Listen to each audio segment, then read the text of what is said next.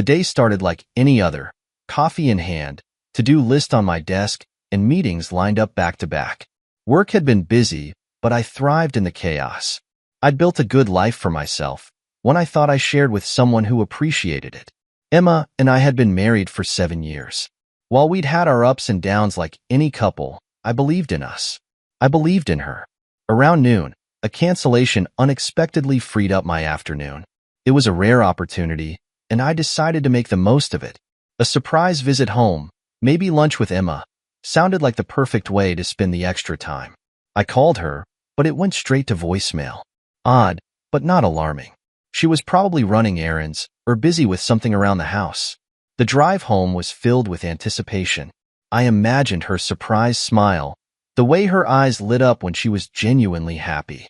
I even picked up her favorite dessert from the bakery, a small token to brighten her day. When I pulled into the driveway, I noticed a car that didn't belong there.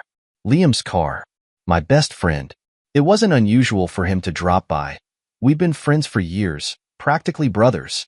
He and Emma got along well, and I never had a reason to doubt their friendship.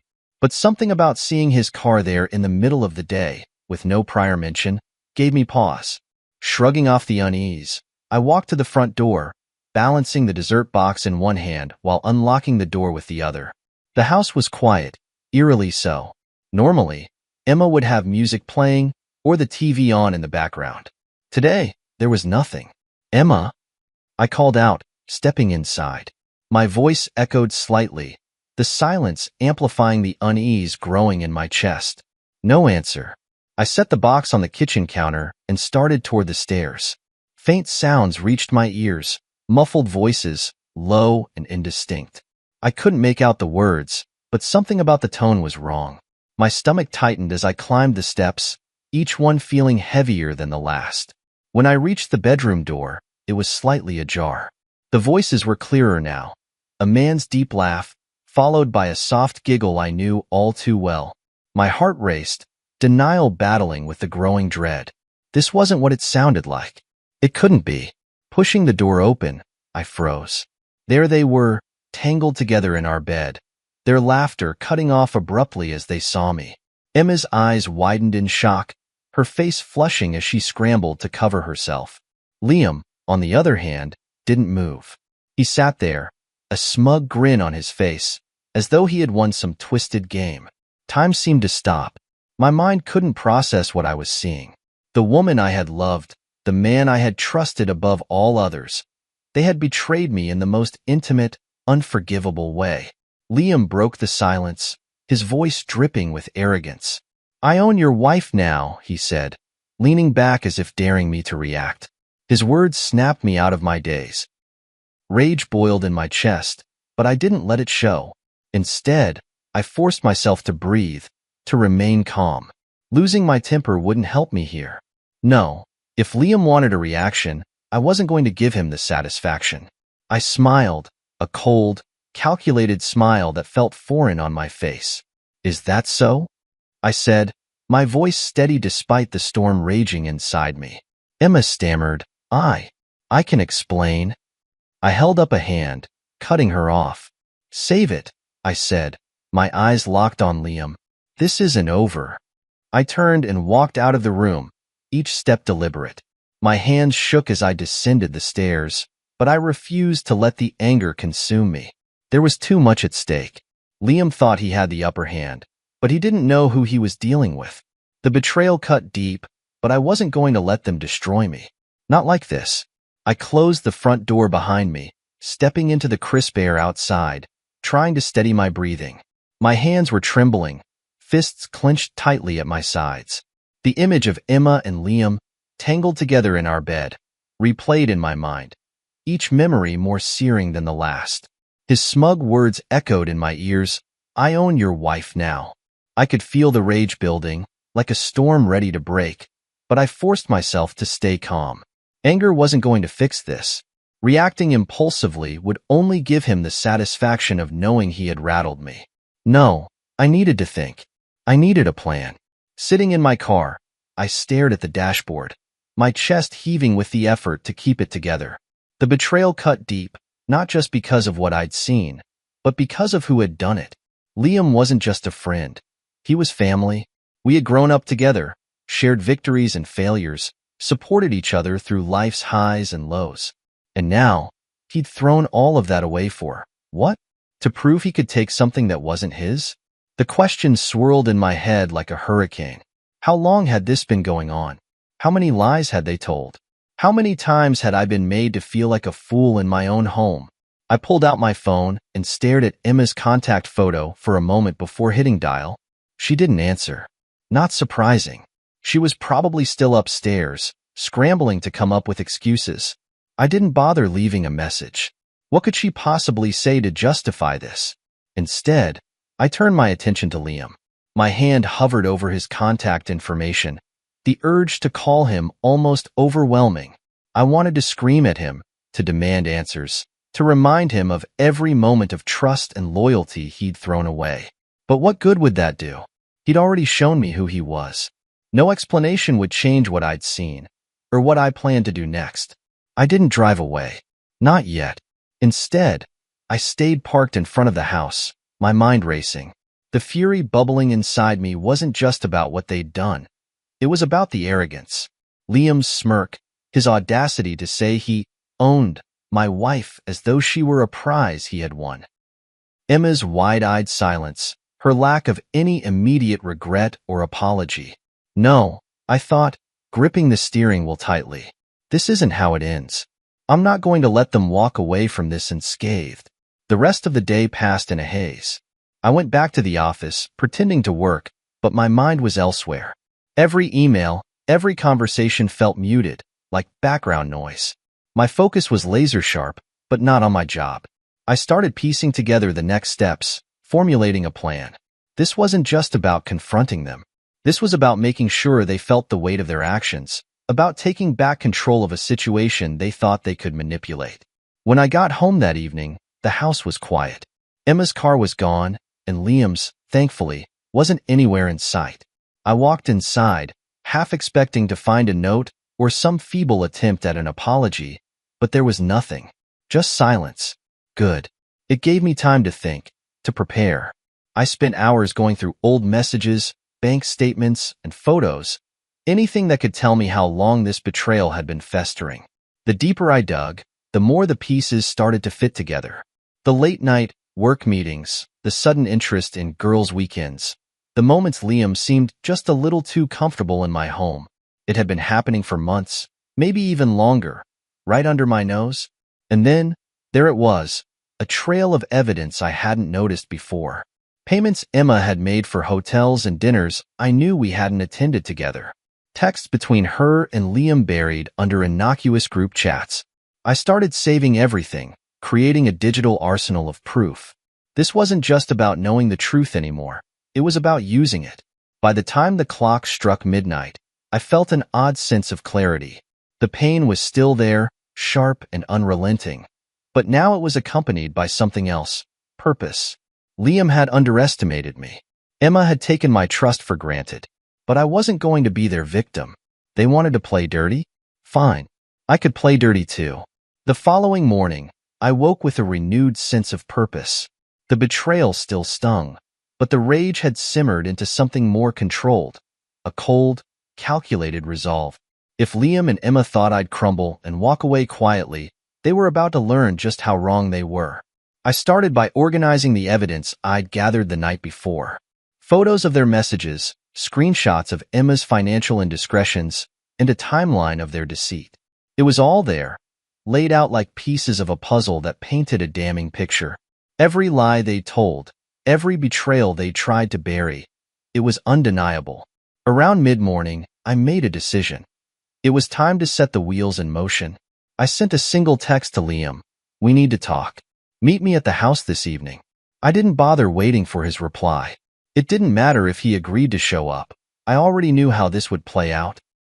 This wasn't about giving him a chance to explain. It was about confronting him on my terms and ensuring he understood just how far he'd fallen. The hours passed slowly, each one building the tension that sat like a weight in my chest. By the time the evening rolled around, I was ready. I sat in the living room, calm but alert, the collected evidence on my laptop, and my phone resting on the coffee table in front of me. The sound of a car pulling into the driveway broke the silence. Moments later, Liam walked in, his usual air of confidence dampened by an edge of uncertainty. He glanced around the room, likely expecting Emma to be there, but found only me. "Nathan," he started, his tone attempting to sound casual. "What's going on? You wanted to talk?" I leaned back in my chair, folding my arms as I regarded him. "Sit down." He hesitated, but eventually complied, dropping into the chair across from me. The smirk I'd grown to despise flickered across his face. "Look, if this is about yesterday—" "It is," I interrupted, my voice cutting through his attempt at charm, "but not in the way you think." I reached for my phone and tapped the screen, pulling up a video I had prepared earlier. It was a compilation of the evidence I'd gathered, screenshots of their messages, photos of their meetups, and even the financial records showing Emma's misuse of our joint accounts. I turned the screen toward him. "I just sent this to your wife." His smirk disappeared in an instant. The color drained from his face as he stared at the screen, his bravado crumbling. "What? What the hell, Nathan?" he stammered. "You said you owned my wife," I said, my tone cold. "Let's see how your wife feels about that." He fumbled for his phone, his hands trembling as he tried to unlock it. The sheer panic on his face was almost satisfying, but I wasn't done. "She owns your house, doesn't she? And your business?" I continued, watching as his world began to collapse. "I wonder how she'll feel knowing you risked all of that for an affair." Liam's phone buzzed, and his face twisted in terror as he saw the incoming call. "You're insane," he muttered, rising to his feet. I stood as well, blocking his path to the door. "No, Liam. I'm just done being the fool you took me for." The phone buzzed again, his wife's name flashing on the screen. He shoved past me, scrambling to answer it. "Carly, listen." Her voice on the other end was loud enough for me to hear. It wasn't just anger. It was fury, venomous and unrelenting. She was demanding answers, throwing accusations that I knew Liam couldn't deny. I watched as he paced the room, his confidence reduced to a pathetic display of stammering excuses and desperate apologies. Every lie he had told, every arrogant assumption he had made, was unraveling in real time. When the call ended, he turned to me, his face pale and his hands trembling. "You've ruined me," he said, his voice barely above a whisper. "No, Liam," I replied, my voice steady. "You ruined yourself." He stormed out of the house, slamming the door behind him. For the first time in days, I felt a small measure of satisfaction. It wasn't about revenge. It was about reclaiming my power, my dignity. Liam thought he owned everything, but now he had nothing. As the quiet returned, I poured myself a drink and sat back down. The fallout was just beginning, and I intended to watch every piece of his carefully constructed life come crashing down. I sat in the silence after Liam's dramatic exit, the echoes of his slammed car door fading into the night. My mind buzzed, not with regret or second-guessing, but with a cold clarity I hadn't felt in days. This wasn't over. Not for Liam, not for Emma, and certainly not for me. They had set this chain of events in motion, and now they would face the consequences. I decided to pour another drink, the smooth burn of whiskey grounding me as I stared at the evidence spread out on my laptop. I thought of Carly, Liam's wife, and her blistering fury on the phone. Liam's world was beginning to crumble, and I could feel the shift. The power had shifted back to me. Not long after, my phone buzzed. I glanced at the screen and saw Emma's name.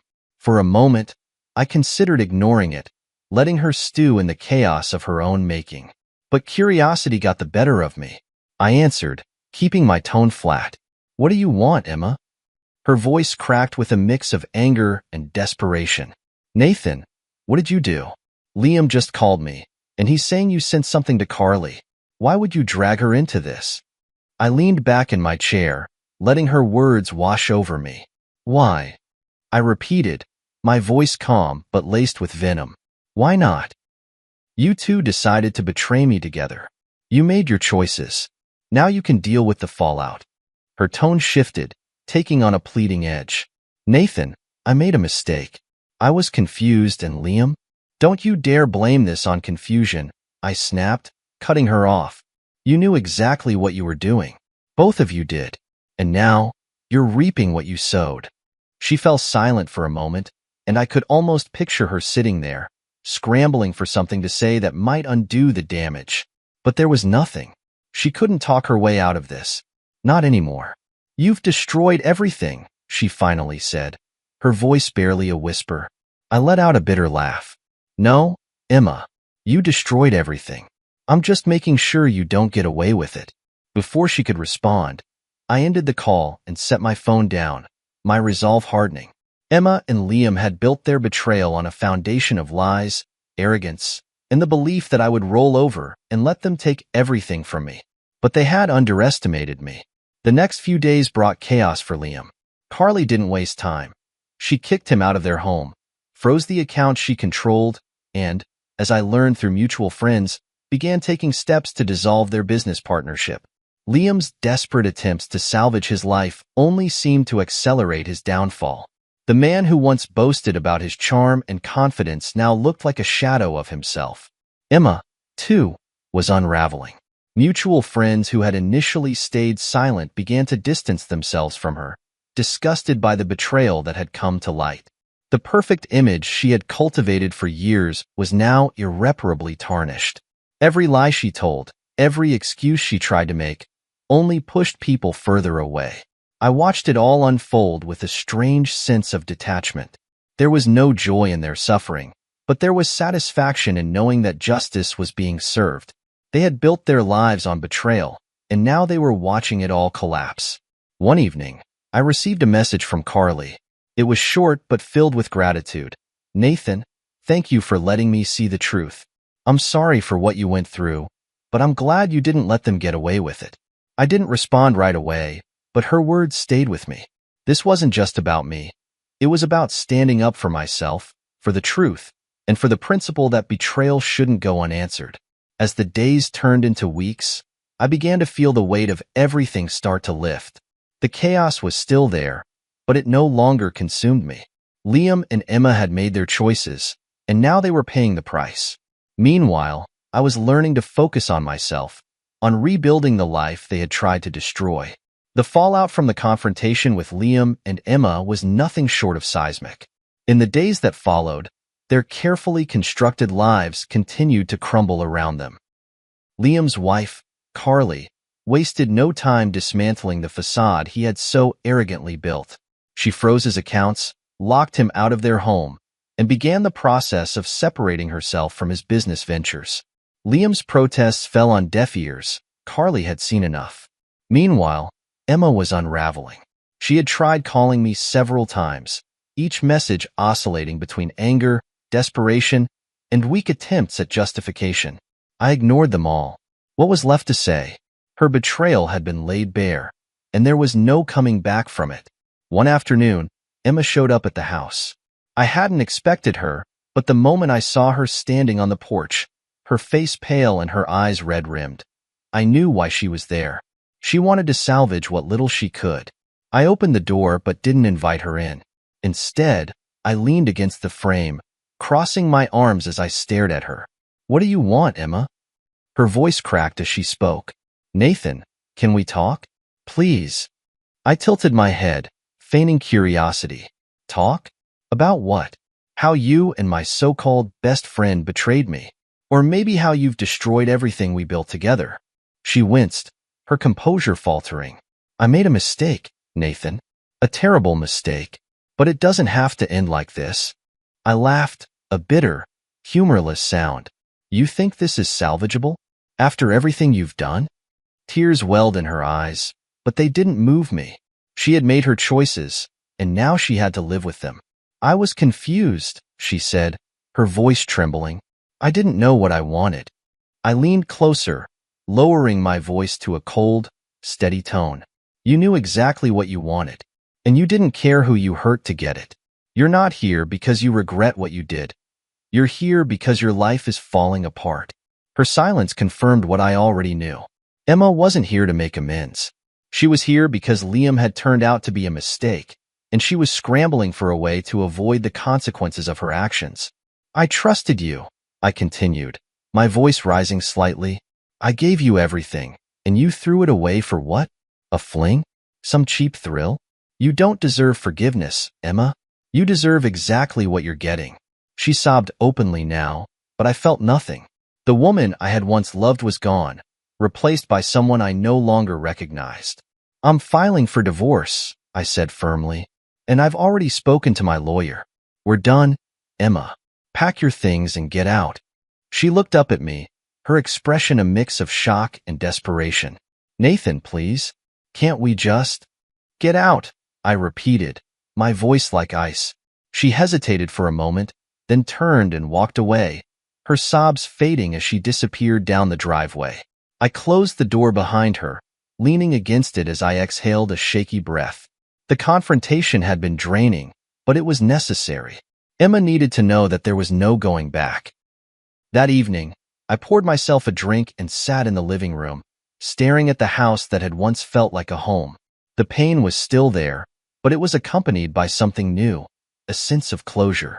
I had said my piece, drawn my line in the sand, and reclaimed the dignity they had tried to strip from me.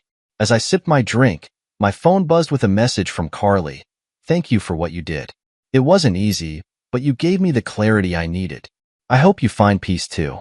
For the first time in weeks, I allowed myself a small smile. The road ahead wouldn't be easy, but I was ready to move forward. Liam and Emma had tried to break me, but I was still standing, and that was just the beginning.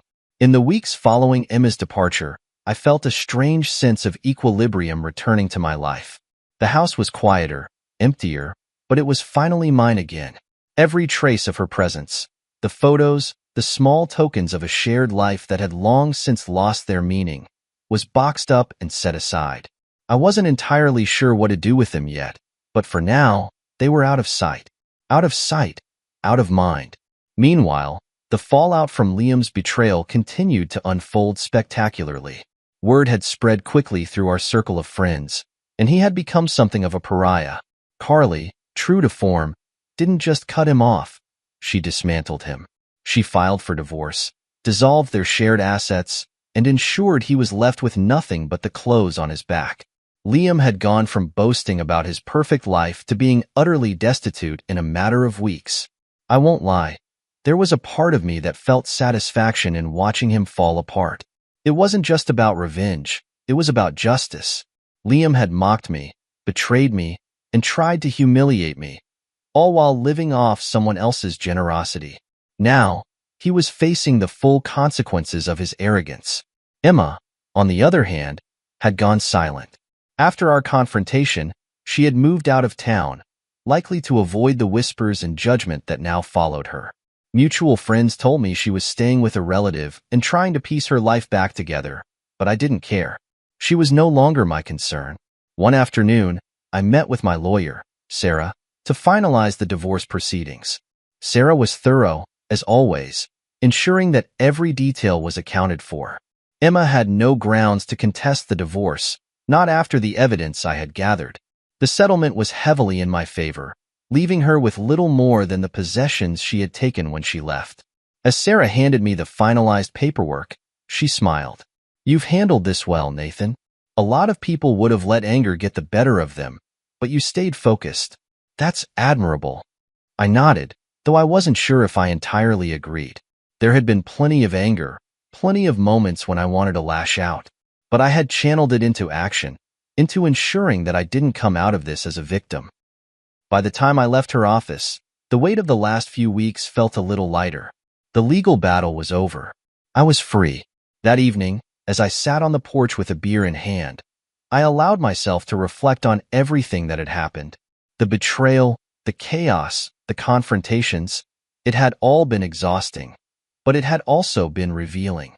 Liam and Emma had shown me who they truly were, and in doing so, they had forced me to rediscover my own strength. I thought back to the man I had been before all of this began. He had been trusting, perhaps too much so. He had believed in the people closest to him, even when the signs suggested he shouldn't.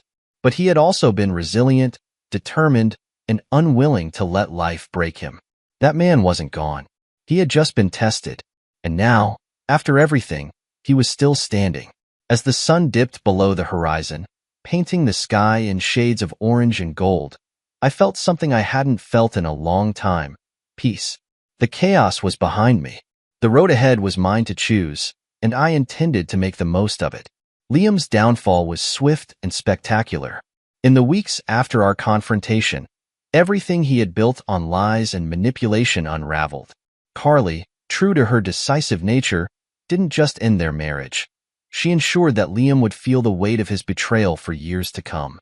She froze his accounts, kicked him out of their home, and took steps to dissolve their shared business ventures. Liam, who had once strutted through life with arrogance and entitlement, was now a shadow of himself.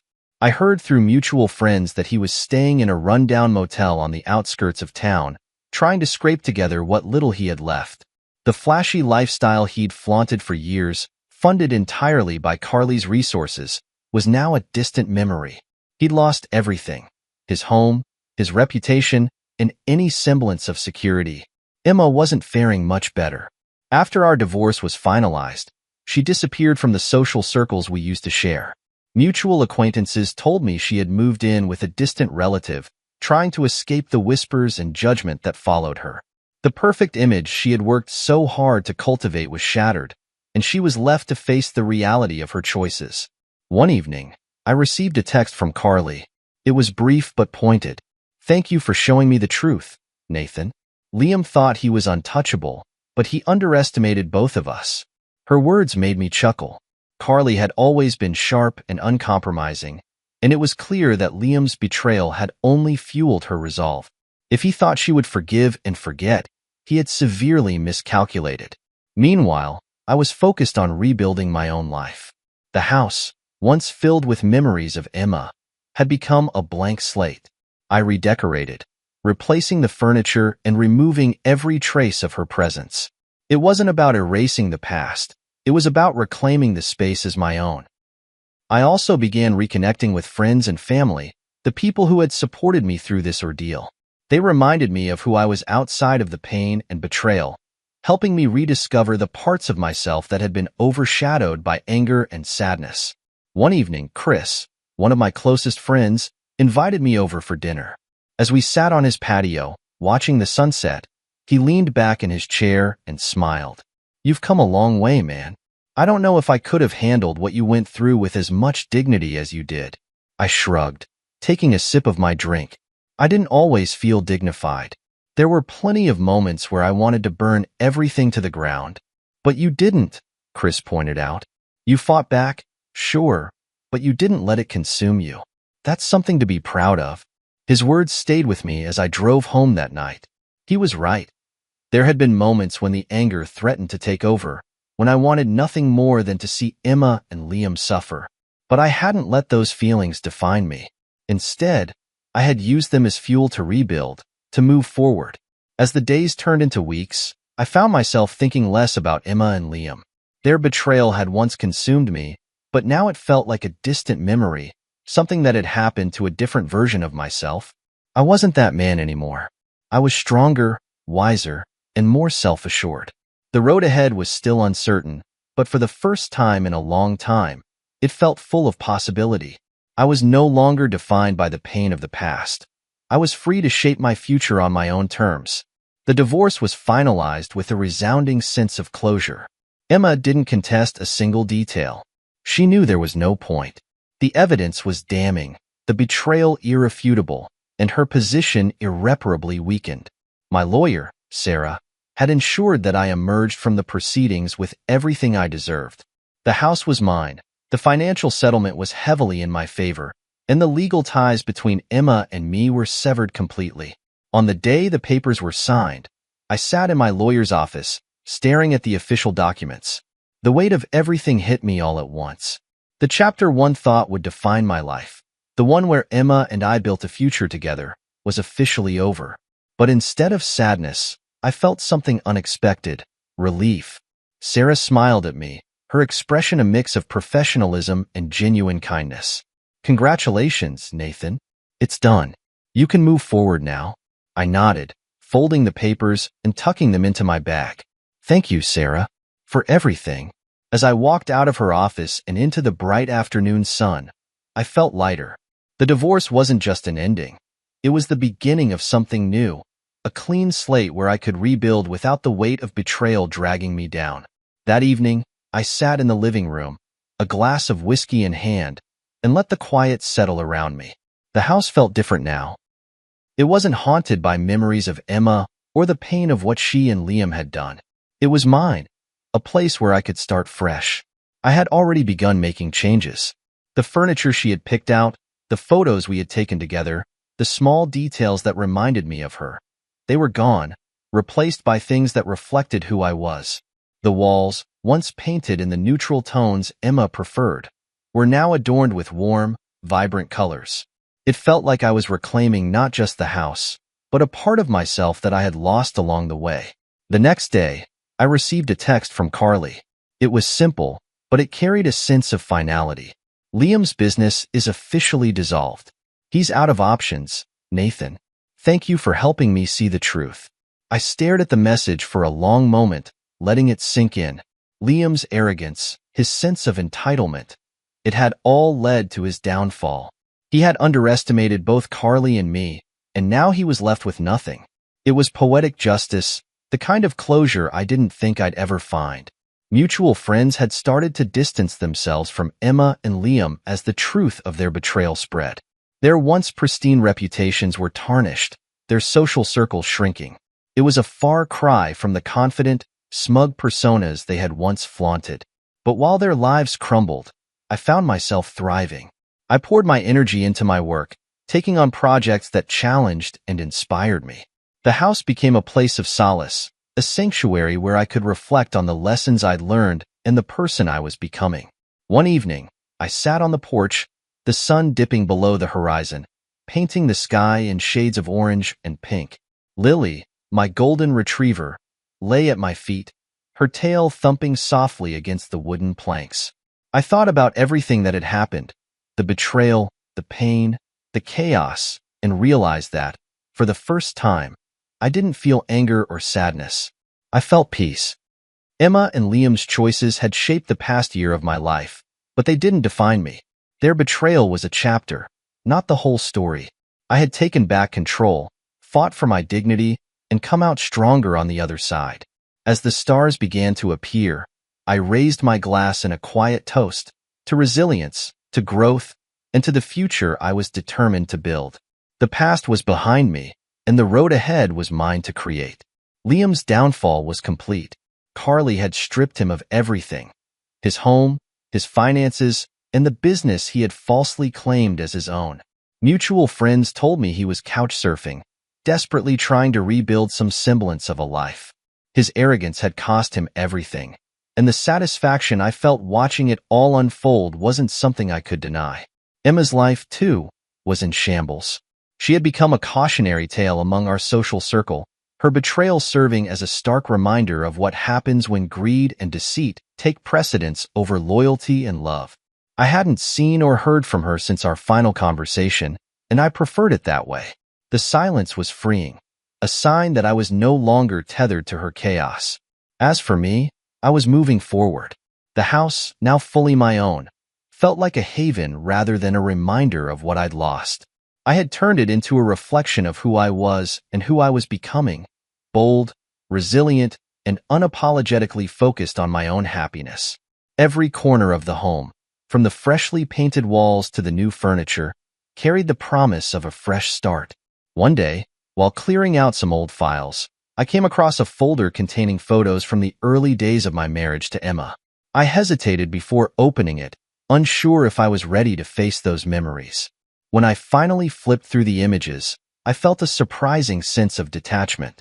The smiles, the laughter, the moments we'd shared, they felt like someone else's life, a distant story that no longer held power over me. Instead of dwelling on the past, I decided to focus on the present.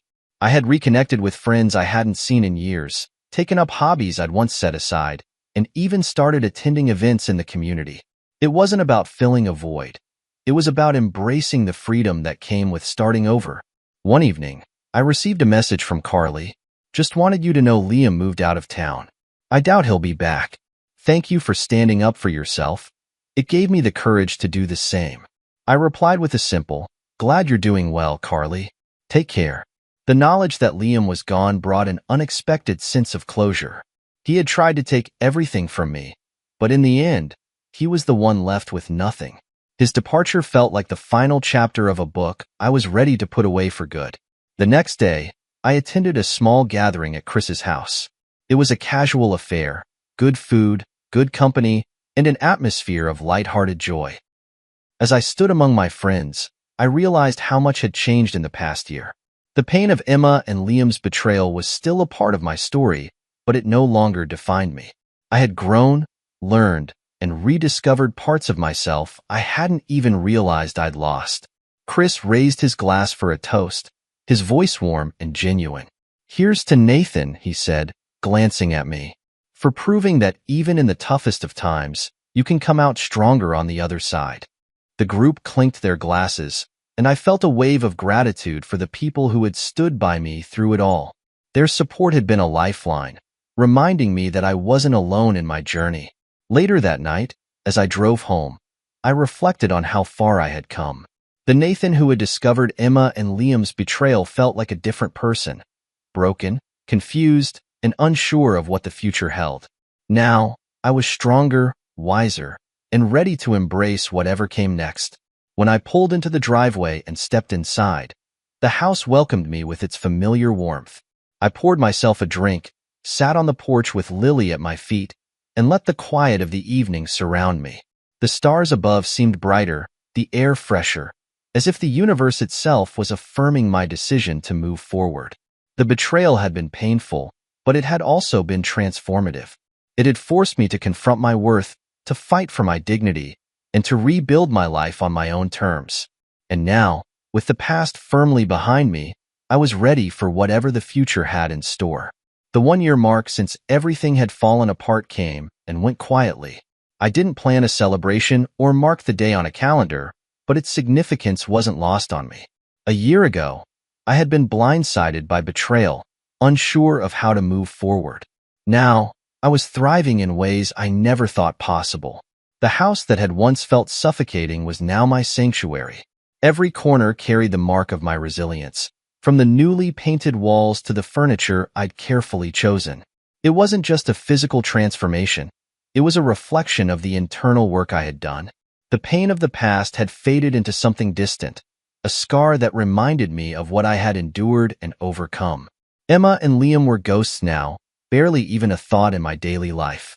Mutual friends told me that Liam had moved out of state, scraping by on whatever odd jobs he could find. Carly had sold their former home and was thriving, having shed the weight of his deceit. Emma, on the other hand, had become a cautionary tale. Her betrayal had left her isolated, struggling to rebuild a life from the wreckage she had created. But their lives were no longer my concern. The freedom that came with letting go was liberating. Therapy had been instrumental in helping me process the anger, sadness, and confusion that had once consumed me. Dr. Miller often reminded me that healing wasn't linear, but each step forward was a victory in itself. "Nathan," she said during one of our final sessions, "you've done the work. You've faced your pain, learned from it, and come out stronger. That's something to be proud of." Her words stayed with me as I continued to rebuild. I focused on my work, throwing myself into projects that challenged and inspired me. I reconnected with old hobbies, woodworking, hiking, even photography, all things I had set aside during my marriage. They reminded me of who I was before Emma and Liam had clouded my world. One evening, I decided to host a small gathering at my home, a way to thank the friends and family who had supported me through the storm. As I stood in the kitchen, watching the people I cared about laugh and share stories, I felt a deep sense of gratitude. This was what life was about: connection, growth, and the joy of moving forward. Chris, ever the supportive friend, raised his glass in a toast. "To Nathan," he said, his smile wide and genuine, "for proving that betrayal doesn't have to break you. It can make you stronger." The group echoed his sentiment, and I raised my glass with them, a small smile tugging at my lips. They had seen me at my lowest, and now they were here to celebrate the man I had become. It felt like a full-circle moment, a quiet victory over the pain that had once defined me. Later that night, as the house emptied and the quiet settled in, I stepped onto the porch with Lily at my side. The night was calm, the stars bright against the dark sky. I sipped my drink and reflected on how far I had come. The betrayal that had once seemed insurmountable had become a catalyst for transformation. It had forced me to confront my fears, my insecurities, and my own resilience. I wasn't the same man I had been a year ago. I was stronger, wiser, and more determined to live authentically. Emma and Liam had made their choices, and they had paid the price. But their actions no longer held power over me. I had reclaimed my life, my dignity, and my sense of self. And in doing so, I had discovered that I was capable of far more than I had ever realized. As I sat there, watching the stars, I felt a quiet contentment settle over me. The past was behind me, and the future was wide open. I didn't know what lay ahead, but for the first time in a long time, I wasn't afraid. This was my story, and I was ready to write the next chapter. One filled with strength, hope, and the kind of happiness that only comes from truly knowing your worth. Friday evening started like any other. Lily stood in front of the mirror, humming a tune as she slipped into her favorite blue dress, the one that always caught my eye. I couldn't help but admire her as she got ready. The years hadn't dimmed her beauty, and seeing her excitement for her college reunion brought a smile to my face. "You're sure you don't want to come?" she teased, applying a final swipe of lipstick. "Nah, I'm good," I replied, leaning back into the couch. "You go have fun. Someone has to hold down the fort." It wasn't unusual for us to do our own things on the weekends. I trusted her. I'd always trusted her. As she left, I went about my evening, content with the quiet solitude. Hours passed, and the night stretched into darkness. I scrolled through social media, half expecting to see one of Lily's typical updates, a photo with her friends, a cheeky caption about reliving the good old days. But my feed was empty. It wasn't unusual, I told myself. Not everything needed to be shared online. Still, a faint unease stirred in my chest. I dismissed it and turned my attention to the TV. But as the hours crept closer to midnight, my unease grew. By 1:30 a.m., she still wasn't home. I sent her a quick text. "Everything okay?" The message remained unread. By 2 a.m., I began pacing the living room, glancing at the clock every few minutes. She'd stayed out late before, but something about tonight felt different. I checked my phone again. Still no response. At 3:30 a.m., the sound of the front door unlocking jolted me. I sat up straighter as Lily stepped inside, her heels clicking softly against the hardwood floor. "You're still awake?" she asked, startled. "Yeah," I replied, keeping my voice even. "How was the reunion?" She hesitated, a flicker of something crossing her face before she shrugged. "It was fun. Long night, though." Her tone was casual, but something about her demeanor felt off. She avoided eye contact as she slipped out of her heels, heading straight to the bedroom without waiting for a response. As I sat there, staring at the empty doorway, that unease settled deeper into my chest. Something wasn't right, and for the first time, I let doubt creep into my mind. The house was eerily silent the morning after Lily's night out. She moved around the kitchen with an air of normalcy, humming as she poured her coffee, but I couldn't shake the unease that had settled in my chest. I replayed the previous night in my head. Her hesitations, the odd tone in her voice, the way she slipped past me without offering the usual details about her evening. Lily wasn't one to shy away from recounting her adventures, but this time, she'd been unervingly tight-lipped. I couldn't bring myself to confront her outright. Instead, I decided to watch and wait. Later that day, while she was in the shower, her phone buzzed on the counter. It wasn't like me to invade her privacy, but the gnawing suspicion drove me to glance at the screen. A single name appeared. Ethan. The message preview read, "Last night was amazing. Can't wait to see you again." My heart plummeted. The air seemed to drain from the room as the words sank in. Ethan? Who the hell was Ethan? I locked the screen and stepped away from the counter just as Lily walked into the kitchen, wrapped in a towel, her hair damp from the shower. "What are you up to?" she asked, her tone casual. "Just making some tea," I lied, forcing a smile. She didn't seem to notice the strain in my voice, too preoccupied with drying her hair. The rest of the day passed in a haze. I couldn't focus on anything, my mind replaying that message over and over again. Ethan, amazing. Can't wait to see you again. I wanted to believe there was an innocent explanation, but the context was damning. I decided that I needed answers. That night, after Lily went to bed, I logged into our shared phone account. I hesitated, feeling a pang of guilt, but my need for clarity outweighed my discomfort. The call logs told a story I wasn't ready to hear. Late-night conversations, frequent messages, and repeated calls, all to the same number. Ethan. I scrolled further, my stomach tightening with every entry. There were texts I couldn't see, but the patterns were enough to confirm my worst fears. This wasn't just some casual acquaintance. I closed the laptop, my hands trembling. I stared at the dark screen, feeling a mix of anger, betrayal, and a sickening sadness. Lily had always been my partner, my confidant. I had trusted her implicitly, never doubting her loyalty. But now, that trust was fractured, and I couldn't ignore the evidence staring me in the face. I stayed awake that night, lying on the couch, my mind racing. I had to confront her, but I needed more. I couldn't go into this half-cocked. If Lily was hiding something, I was going to find out. The following day, Lily moved about the house as though nothing had changed. She hummed while folding laundry, occasionally glancing at her phone and typing away with a small smile on her face. Every tap of her fingers felt like a knife in my chest. I needed more than call logs to confront her. I needed undeniable proof, something that would leave no room for excuses or lies. That evening, after Lily went to bed, I returned to our shared phone account. This time, I explored the details of her data usage. It wasn't long before I noticed a recurring location ping, somewhere across town, a coffee shop we rarely visited. Curious, I searched for the coffee shop online and discovered it was a boutique cafe known for its cozy ambience and discreet booths. I didn't confront Lily immediately. Instead, I began piecing together the puzzle. Over the next few days, I noticed patterns.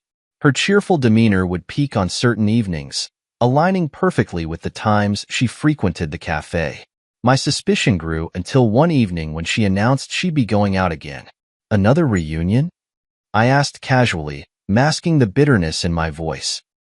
She hesitated, her eyes briefly darting away before responding. Just catching up with an old friend? I nodded, playing the part of the trusting husband. When she left, I followed. I trailed her car at a safe distance, my palms slick with sweat as my heart thudded against my ribs. She drove across town, eventually pulling into the coffee shop's parking lot. I parked a few spaces away, keeping my head low as I watched her step out of the car. She looked different, her posture confident, her movements deliberate. She wasn't dressed for a casual meetup. This wasn't the woman who sat across from me at breakfast, sipping coffee in sweatpants. Minutes later, a man approached her. Ethan. He was tall, with a sharp jawline and an easy smile. He greeted her with a hug that lingered too long, his hand brushing the small of her back as they entered the cafe together. My hands gripped the steering wheel as I sat in the car, watching through the windshield. I could feel the heat rising in my chest, a mixture of anger and heartbreak. But I forced myself to stay calm. This wasn't the moment for confrontation. I waited for an hour, watching their silhouettes through the cafe's windows. They leaned in close, laughing and talking like lovers. My stomach churned as I watched her reach across the table to touch his hand. When they finally left, they embraced in the parking lot.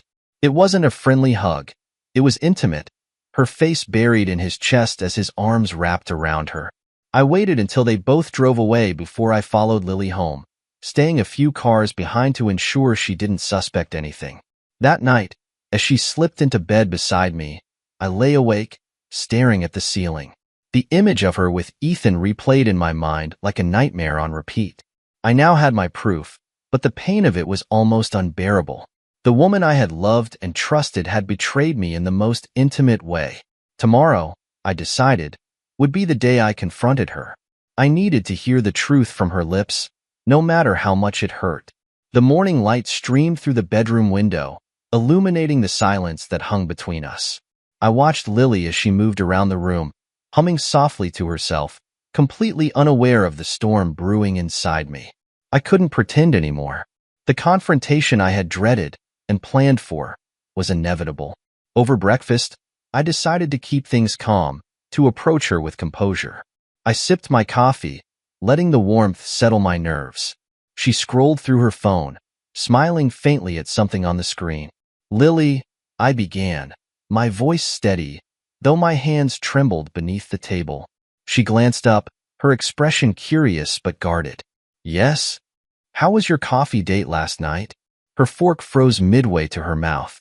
"What do you mean?" she asked, her voice carefully neutral. "I mean," I continued, leaning forward slightly, "you seem to enjoy yourself. That cafe must be nice. You've been going there a lot lately, haven't you?" Her cheeks flushed, but she quickly composed herself, setting her fork down. "It was fine. Just catching up with an old friend." "Ethan?" I said, the name slicing through the air like a knife. Her eyes widened for a fraction of a second before she masked her shock with a weak smile. "Who?" I leaned back in my chair, crossing my arms. "Don't play dumb, Lily. I saw you. I followed you last night. I saw everything." The color drained from her face. "You followed me?" I nodded, my gaze unflinching. "I didn't want to believe it. I wanted to trust you, but you gave me no choice." Her lips parted as if to argue, but no words came out. She stared at me, her hands trembling as she fumbled for an excuse. "It's not what you think," she finally said, her voice barely above a whisper. "Then tell me," I challenged, my tone cold. "What exactly is it, Lily? Because from where I was sitting, it looked like you were on a date with another man." She dropped her gaze, her silence confirming everything I already knew.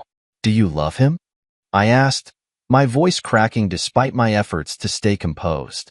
Her head snapped up, and for a moment, I saw guilt flash in her eyes. "Alex, do you love him?" I repeated, my voice firm now, demanding an answer. She hesitated, and the weight of her pause crushed me. "I don't know," she finally admitted, her voice breaking. I stood up, the chair scraping loudly against the floor. "You don't know?" I repeated, anger bubbling to the surface. "After everything we've been through, you don't even know if you love me anymore?" "Alex, please," she begged, standing and reaching for me. "It's not that simple." I stepped back, out of her reach. "You're right," I said bitterly. "It's not simple. It's betrayal. You didn't just betray me, Lily. You betrayed our marriage, our trust, everything we built together." Tears streamed down her face, but I couldn't bring myself to comfort her. "I didn't mean for it to happen," she sobbed. It just did." I shook my head, the pain and anger swirling in my chest. "That's not good enough," I said, my voice steady despite the turmoil inside me. "I deserve better than this." "Alex, I'm sorry," she cried, her voice desperate. "I'll end it. I'll never see him again. Please, just give me another chance." But her words felt hollow, like a bandage over a wound too deep to heal. "It's too late, Lily," I said, my voice heavy with finality. "You made your choice. Now I'm making mine." I turned and walked out of the kitchen, leaving her sobbing at the table. I needed space, time to process everything. The woman I had loved and trusted had shattered our life together, and there was no going back. As I stepped outside, the cool morning air hit my face, but it did little to numb the pain. I knew this was just the beginning of the end, and I wasn't sure if I had the strength to face what came next. I spent the rest of the day driving aimlessly, my mind a whirlwind of anger, sadness, and disbelief. The betrayal clung to me like a second skin, and no matter how far I drove, I couldn't shake the weight of it. By the time the sun began to set, I found myself parked in an empty lot, staring blankly at the horizon. My phone buzzed on the passenger seat. I glanced at the screen. Lily's name illuminated, the notifications piling up like bricks in a wall I refused to tear down.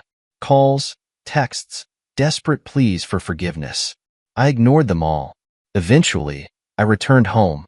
The house was quiet when I stepped inside, eerily so. Lily was sitting on the couch, her tear-streaked face illuminated by the glow of the television, which played silently in the background.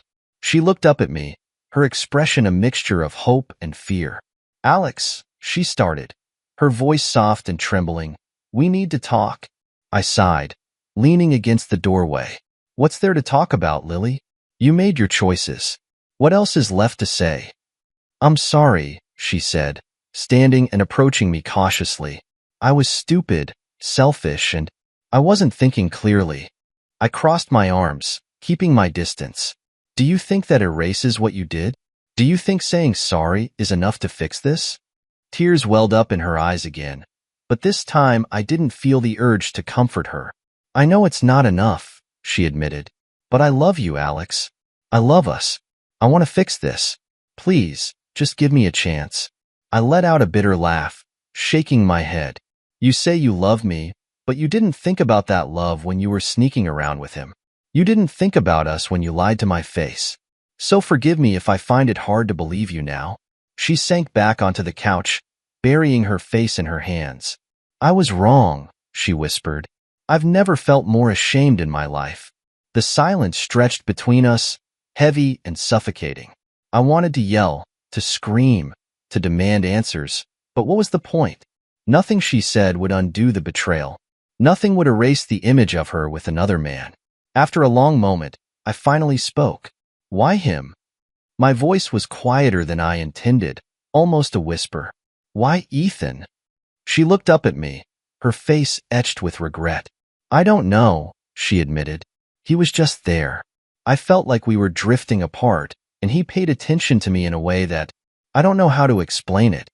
"That's a cop-out," I snapped, my anger flaring. "You don't accidentally betray someone you love. You made a choice, Lily. Own it."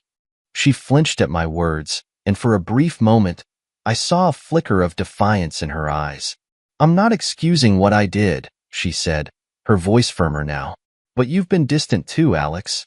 You bury yourself in work, and sometimes it feels like you're not even here."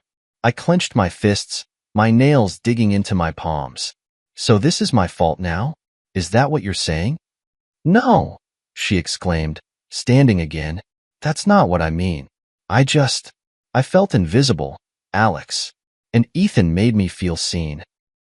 I stared at her, the woman I had once trusted with my whole heart, and realized I didn't recognize her anymore. "Well, I hope he was worth it," I said coldly, "because you've destroyed everything we had." She reached for me, but I stepped back. "Please, Alex," she begged, "don't give up on us." "I didn't give up on us," I said, my voice breaking. "You did." With that, I turned and walked away, retreating to the sanctuary of the bedroom. I closed the door behind me and leaned against it, my chest heaving with the effort to keep my emotions in check. The bed we once shared now felt like a battlefield, and I didn't know how to navigate the wreckage. That night, I lay awake, staring at the ceiling, replaying every moment of our relationship in my mind. I thought about the love we once had, the dreams we built together, and how easily it all crumbled. I wanted to hate her, to erase every memory of her from my heart, but it wasn't that simple. Love doesn't disappear overnight, no matter how much it's been tarnished. As the hours ticked by, I made a decision. I didn't know what the future held, but I knew one thing for certain. I couldn't keep living like this. Whether it meant salvaging what was left of our marriage or walking away for good, I needed clarity. And that clarity wouldn't come from more arguments or unanswered questions. It would come from within. Tomorrow, I would start taking back control of my life. The next morning, the sunlight creeping through the blinds felt like a cruel reminder of the mess my life had become. I dragged myself out of bed, my body heavy with exhaustion from a night of tossing and turning. The house was quiet, too quiet. I found Lily in the kitchen, nursing a cup of coffee, her eyes red and puffy from crying. She looked up at me, but I avoided her gaze, heading straight for the coffee pot. "Good morning," she said hesitantly, her voice cracking. I didn't respond. I couldn't. The words wouldn't come, and even if they did, I wasn't sure they'd be kind. Instead, I focused on the mundane act of pouring coffee, pretending she wasn't there. But the tension in the air was impossible to ignore. "Alex," she began, her voice trembling, "I know you're hurting, and I know I'm the reason why. But can we please just talk?" Really talk? I finally turned to face her, the anger simmering just below the surface. What's there to talk about, Lily? You cheated. You lied. And now you want to talk? She flinched, but I didn't care. She needed to feel the weight of what she'd done. I want to explain, she said, her voice barely above a whisper. I laughed bitterly. Explain? What's there to explain? You betrayed me during the hardest time of my life. That's not something you can explain away, Lily. Her eyes filled with tears, and for a moment, I saw the woman I used to love, the woman who used to be my partner, my confidant. But then I remembered the messages, the lies, the betrayal, and the anger surged back. I made a mistake, she said, her voice breaking. A terrible mistake. But I never stopped loving you, Alex. I set my coffee cup down with more force than I intended, the sound echoing in the silence.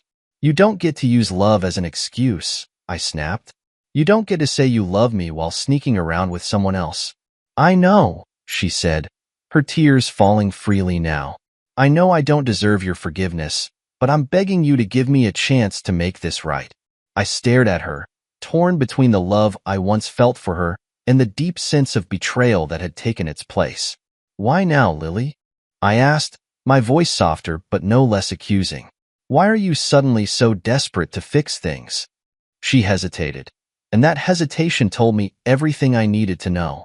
The silence stretched between us, heavy and suffocating. You found out about the inheritance, didn't you? I said, my voice cold and detached. Her eyes widened in shock, but she quickly tried to compose herself. What? No, Alex, it's not about the money.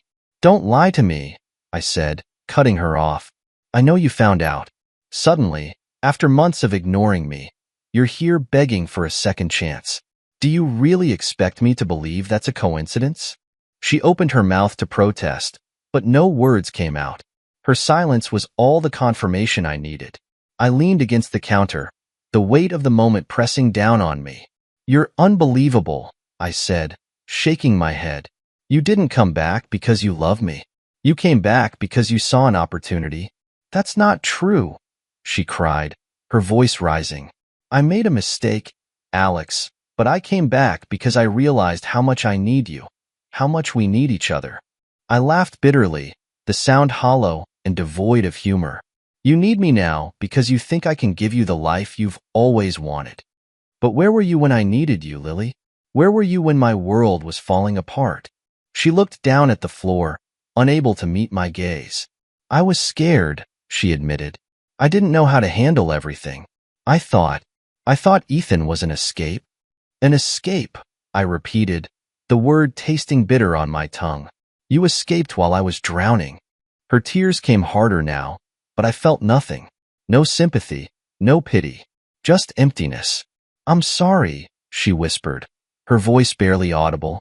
I'm so sorry. I pushed off the counter, standing tall as I looked at her. Sorry isn't enough, I said firmly. Not this time. She reached out to me, but I stepped back. You made your choice, Lily, and now I'm making mine. With that, I left the kitchen, leaving her standing there alone. Upstairs, I sat on the edge of the bed, staring at the floor. I knew this wasn't over, not yet. There was still the divorce to deal with, the legal battles, and the endless questions from friends and family. But for the first time in months, I felt a sense of clarity. I wasn't going to let her manipulate me anymore. She had made her bed, and now she would have to lie in it. As for me, I was done being her safety net. It was time to move forward, with or without her. The following days passed in a haze of legal consultations and deep introspection. I'd already contacted my lawyer, and the divorce proceedings were underway. Lily's sudden attempts to reach me had gone from desperate pleas to calculated manipulation. Every message she sent was laced with promises of change, sprinkled with feigned remorse. I saw right through it. My lawyer, Jessica, laid out the steps we needed to take. You're in a strong position, Alex. The evidence of infidelity, your financial stability, and her sudden reappearance are all in your favor. We'll make sure she can't take advantage of your inheritance. I nodded, grateful for her straightforwardness. Let's move quickly. I want this over with. Despite my determination, There was no escaping the emotional weight of it all. Every piece of paperwork, every meeting, felt like another wound being reopened. But I refused to let her see that. I had to stay strong, not just for the legal battle but for myself. Lily, however, wasn't backing down. She showed up at the house one evening, uninvited. I hadn't seen her since our confrontation in the kitchen, and the sight of her standing on my porch was enough to reignite the anger simmering beneath my calm exterior. "Alex, please," she said, her voice trembling. "Can we just talk? Just give me 5 minutes." I stepped outside, closing the door behind me. "5 minutes," I said coldly. She took a deep breath, tears welling up in her eyes. "I know I hurt you. I know I made terrible mistakes. But I'm here because I want to fix this. I want to fix us." I crossed my arms, leaning against the door frame. "Fix us? You mean after you tore us apart? After you left me when I needed you most?" "Spare me, Lily." Her tears fell freely now, but I couldn't tell if they were genuine or part of her performance. "I was lost, Alex," she said, her voice breaking. "I didn't know how to handle everything. I made a mistake, a huge mistake. But I love you. I always have." I laughed bitterly. "Love? You don't get to call it love when you walked out on me and into another man's arms." "I know," she whispered, her head hanging low, "but I see things clearly now. I was selfish. I was stupid. But we have so much history, Alex. Doesn't that count for something?" "History doesn't excuse betrayal," I shot back. "And it sure as hell doesn't erase the damage you've done." She stepped closer, reaching out as if to touch me, but I didn't move. "Alex, please," she pleaded. "Let's start over. We can rebuild this. I'll do whatever it takes." I stared at her, searching for any trace of sincerity, but all I saw was desperation. "You're only here because of the money," I said bluntly. "You think I don't know that? You found out about the inheritance and suddenly, you want to come back. Do you think I'm stupid?" Her face turned pale, and she stammered, "That's not true. I didn't even know about the inheritance until after I reached out." "Liar," I said, my voice cold and sharp. "You didn't want me when I was grieving. You didn't want me when I was broken. But now that I've picked myself up, now that there's money involved, you're suddenly interested. Save your breath, Lily. I see right through you." She started crying harder, her shoulders shaking. "I know I don't deserve your forgiveness, Alex, but I'm begging you, please give me a chance." I shook my head. "You had your chance. You had years of chances, and you threw it all away. This conversation is over." I turned to go back inside, but her voice stopped me. "Alex, wait," she cried.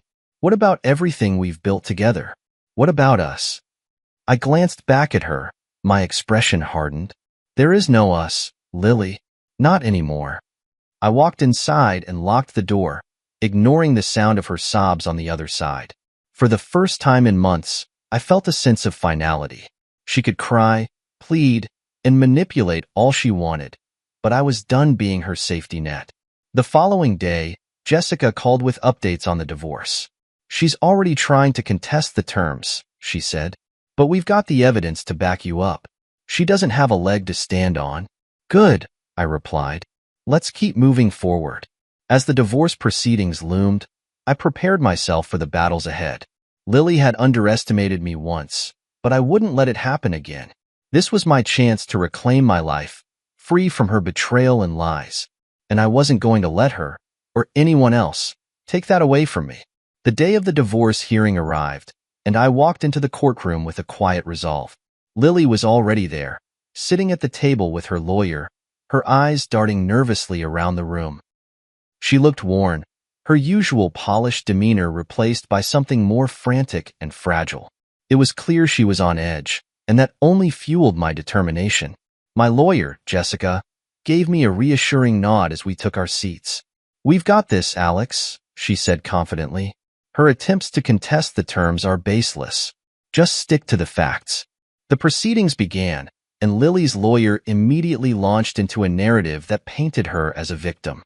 He claimed she had acted out of emotional distress, that our marriage had been strained long before her affair, and that she deserved a fair share of the inheritance because of the years we had spent together. I clenched my fists under the table, but I kept my expression neutral. The lies didn't surprise me, but they still stung. When it was my turn to speak, I stood up, took a deep breath, and laid out the truth. I loved my wife. I began, my voice steady. I supported her, stood by her through every challenge, and gave her everything I could. But when I needed her the most, when I was grieving the loss of my parents, she wasn't there. Instead, she chose to betray me. She left me for another man and made it clear that our marriage meant nothing to her. I paused, letting my words sink in before continuing. Now, she's here, claiming she's entitled to a share of an inheritance she had no part in earning. An inheritance she didn't even know about until she realized she needed money. This isn't about love or fairness. It's about greed. Jessica presented the evidence we had gathered, the messages between Lily and her lover, the financial records showing how she had drained our joint accounts before leaving, and even statements from mutual friends who confirmed her behavior during our separation. The courtroom was silent as the evidence piled up, each piece painting a clearer picture of Lily's true intentions. Lily's lawyer tried to counter, arguing that the affair was a mistake born out of emotional turmoil and that it didn't negate her contributions to our marriage. But Jessica was relentless, pointing out the inconsistencies in their arguments and emphasizing the undeniable facts. When Lily took the stand, she broke down in tears, pleading for the court to see her side. "I know I made mistakes," she said, her voice shaking, "but I never stopped loving Alex. I didn't know how to handle everything. I thought leaving was the right choice at the time, but I was wrong. I see that now." Her performance was convincing, but I could see through it. This wasn't remorse, it was desperation. She wasn't fighting for our marriage. She was fighting for the money. After hours of arguments and testimonies, the judge finally delivered the ruling. Based on the evidence presented, it is clear that the actions of Mrs. Harris demonstrate a breach of trust and a lack of contribution to the inheritance in question. Therefore, the court rules in favor of Mr. Harris. Mrs. Harris will not be entitled to any portion of the inheritance. Relief washed over me as the words sank in. I had one. The truth had prevailed, and Lily's attempts to manipulate the situation had failed. As we left the courtroom, Jessica turned to me with a smile. "You did great, Alex. This chapter is finally over." I nodded, feeling a weight lift off my shoulders. But as I walked out of the courthouse, I saw Lily standing by the steps, her face a mixture of anger and sadness. She approached me hesitantly, her voice barely above a whisper. "Alex, I know I don't deserve anything from you, but I need you to know that I'm sorry. For everything." I looked at her, searching for sincerity, but I found none. "Sorry doesn't undo the damage you caused, Lily," I said firmly. "You made your choices. Now you have to live with them." With that, I turned and walked away, leaving her standing alone on the courthouse steps. This time, I didn't feel the familiar pang of heartbreak or regret. I felt free. The legal battle was over, but more importantly, I had reclaimed my dignity and my life. For the first time in years, I was in control of my own destiny, and I wasn't going to waste another second looking back. The weeks following the court's decision brought a strange sense of quiet to my life. For the first time in years, there was no looming fight, no tense confrontation waiting around the corner. It was just me, my thoughts, and a future that finally felt like mine to shape. I threw myself into the process of rebuilding. The inheritance, though substantial, wasn't a free pass to happiness. It was a tool, one I intended to use wisely. I met with financial advisors, carefully mapping out plans for investment and philanthropy. The bakery my parents had dreamed of expanding was one of my first priorities. I decided to renovate it into a thriving centerpiece for the community, a tribute to their legacy and love. Despite the progress, there were moments when the silence felt heavier than the noise of the past. Nights in the house I once shared with Lily were a reminder of what I had lost. Not her, but the version of my life I had once believed in. It wasn't easy to shake the memories, but I reminded myself that those memories were from a chapter that had already ended. Friends and family who had stayed by my side through the turmoil began to notice the change in me. "You seem lighter, Alex," my sister commented one evening over dinner. "Like you've finally let it all go." "I guess I have," I admitted. There's no point in holding on to what's already gone. I've got too much ahead of me to stay stuck in the past. That mindset guided me as I started to explore new possibilities. Travel had always been something I dreamed of, but never prioritized. Now, I booked a trip to Italy, a place my parents had always talked about visiting but never got the chance to. Wandering through cobblestone streets, tasting foods they would have loved, I felt a connection to them that was bittersweet but healing. It was during one of those quiet moments abroad, standing on a terrace overlooking the Amalfi Coast, that I realized just how far I had come. The man I saw in my reflection wasn't the same Alex who had been betrayed, abandoned, and broken. He was someone stronger, someone who had faced the worst and come out on the other side with a deeper understanding of his own worth. But life has a way of testing your resolve just when you think you've moved on. One evening, as I scrolled through my emails, a familiar name popped up in my inbox. Lily. The subject line read, "One last chance to talk." I stared at it for a long time, debating whether to even open it. Part of me wanted to delete it without a second thought, but another part, the part that still wanted closure, clicked on it. The email was long, filled with apologies and justifications. She wrote about her regret, how she realized too late that what we had was special, and how she wished she could undo the mistakes she had made. But what stood out most was her plea, "Please, Alex, give me a chance to explain in person. I just need to see you one more time." I closed my laptop and leaned back in my chair, letting out a heavy sigh. The old me might have entertained the idea, might have hoped there was something redeemable in her words. But the new me knew better. This wasn't about reconciliation. It was about her guilt and her desperation to absolve herself. I didn't respond. Instead, I went for a walk along the coast, the salty breeze clearing my mind. Lily's email was a reminder of how far I had come, of the boundaries I had learned to set. I didn't owe her anything, not a conversation, not forgiveness, not a second of my time. The next morning, I deleted the email without a second thought. It felt like closing the final door on a chapter that had long since ended. Back home, the bakery renovations were nearing completion. Seeing the community rally around the project, sharing their excitement and memories, brought me a sense of fulfillment I hadn't felt in years. This was where I belonged, creating something meaningful, something that would last. The inheritance had given me freedom, but it was the choices I made that gave me peace. Every day, I woke up knowing that my life was my own again, shaped not by betrayal or loss, but by resilience and hope. And that, more than anything, felt like victory. The grand reopening of the bakery was a day I would never forget. The sun shone brightly over the newly renovated storefront, its polished windows reflecting the crowd that had gathered outside.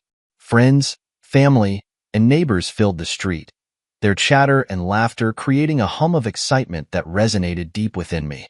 The new sign, Harris Family Bakery and Cafe, gleamed above the entrance, a tribute to my parents and the legacy they had left behind. The smell of fresh bread and pastries wafted through the air, drawing smiles from familiar faces as they waited for the doors to open. This was more than just a business. It was a testament to perseverance, a symbol of starting over. As I stood at the entrance, greeting guests with handshakes and hugs, I couldn't help but reflect on the journey that had brought me here. The betrayal, the heartbreak, the loss. It all felt like a distant memory, a storm that had passed, leaving the air clearer than ever before. I was no longer the man defined by what had been taken from him. I was someone who had reclaimed his life, piece by piece. "Alex, this is incredible," my sister said, beaming as she approached me with her kids in tow. "Mom and Dad would be so proud." Her words struck a chord.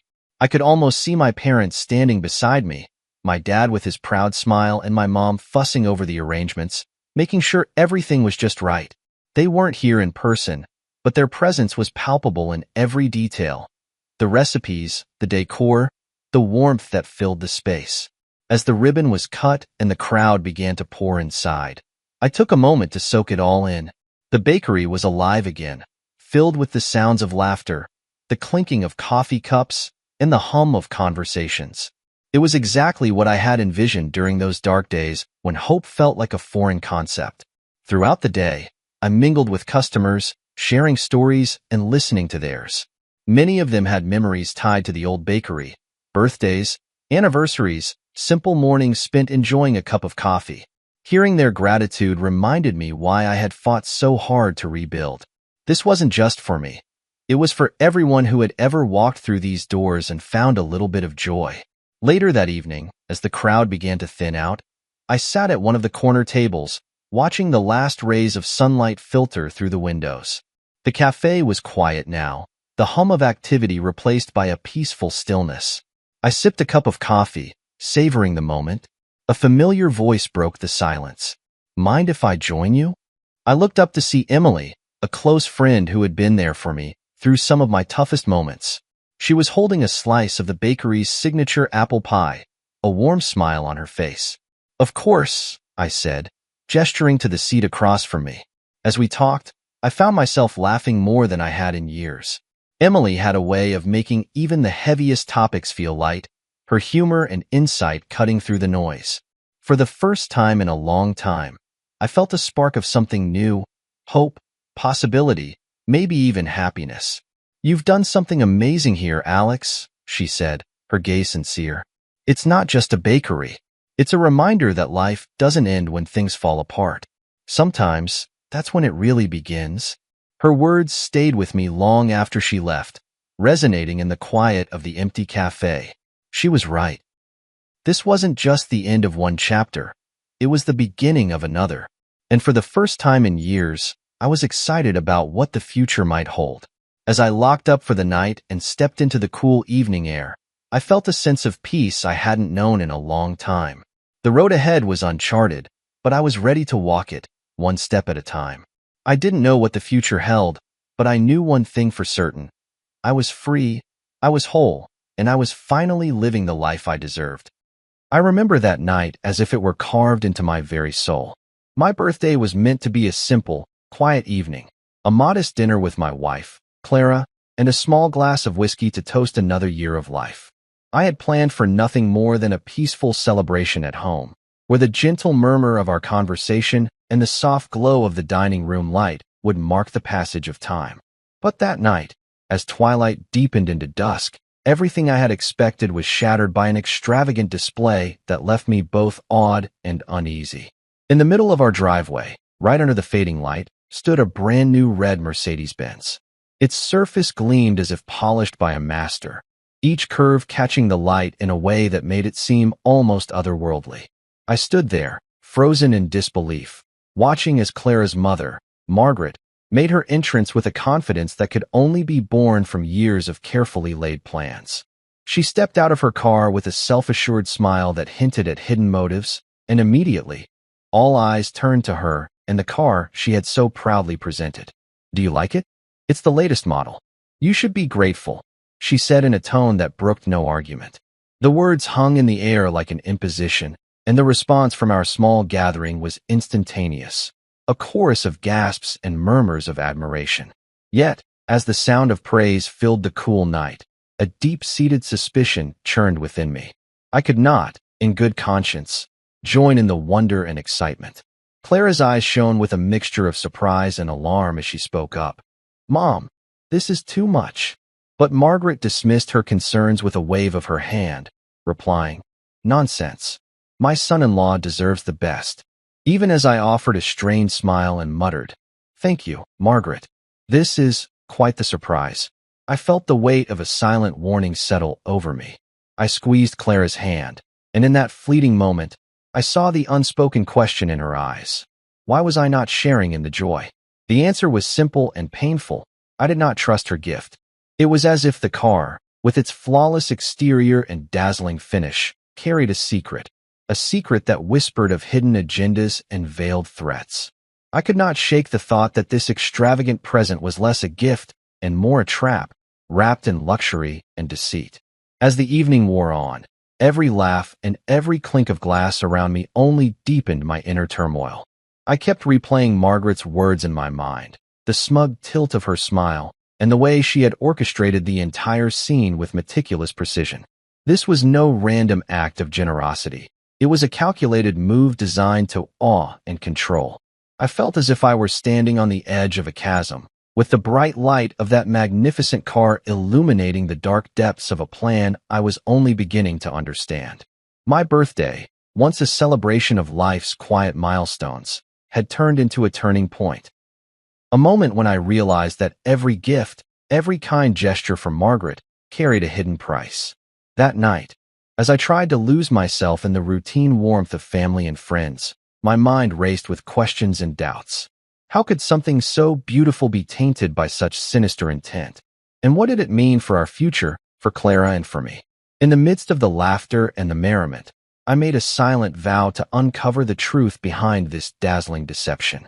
I would search every shadow and question every smile until I had exposed the hidden dangers lurking beneath that perfect, polished exterior. Even as the night deepened and the guests slowly drifted away, leaving behind echoes of admiration and whispered speculations, I clutched Clara's hand tighter. I knew that in order to protect the fragile piece of our lives, I would have to confront not only the mystery of that car, but also the deeper web of control that Margaret had so carefully spun around us. And so, with a heart heavy with resolve and a mind sharpened by distrust, I braced myself for the challenges ahead, determined to free us from the subtle, insidious chains of deception that had been wrapped around us like a dangerous, glittering gift. Days passed slowly after that unforgettable night when the shining red Mercedes-Benz arrived in our driveway. I could not bring myself to touch it, and every day its gleaming presence reminded me of the heavy price that came with Margaret's so-called gift. In the quiet mornings, as I sipped my coffee and gazed out the window, my eyes were involuntarily drawn to the car. Its polished surface reflected a world of luxury that seemed to hide a darker secret. I felt a constant unease, as if the car were more a trap than a present. One cool evening, as the sun dipped low and painted the sky with gentle hues of orange and pink, Clara and I stood together by the window. Her soft voice broke the silence. "Why won't you drive it?" she asked, her eyes filled with both worry and hope. I hesitated, trying to find words that could mask the turmoil in my heart. With a shrug that felt more like a feeble excuse than a true answer, I said, "I just like my old car." I knew it was a lie. The truth was far more complicated. Every time I looked at that red car, a knot tightened in my stomach, a knot that spoke of hidden dangers and unspoken threats. Margaret's influence was never subtle. From the day she presented the car, her calls became frequent, each one punctuated with the same insistent query. "Has he driven it yet?"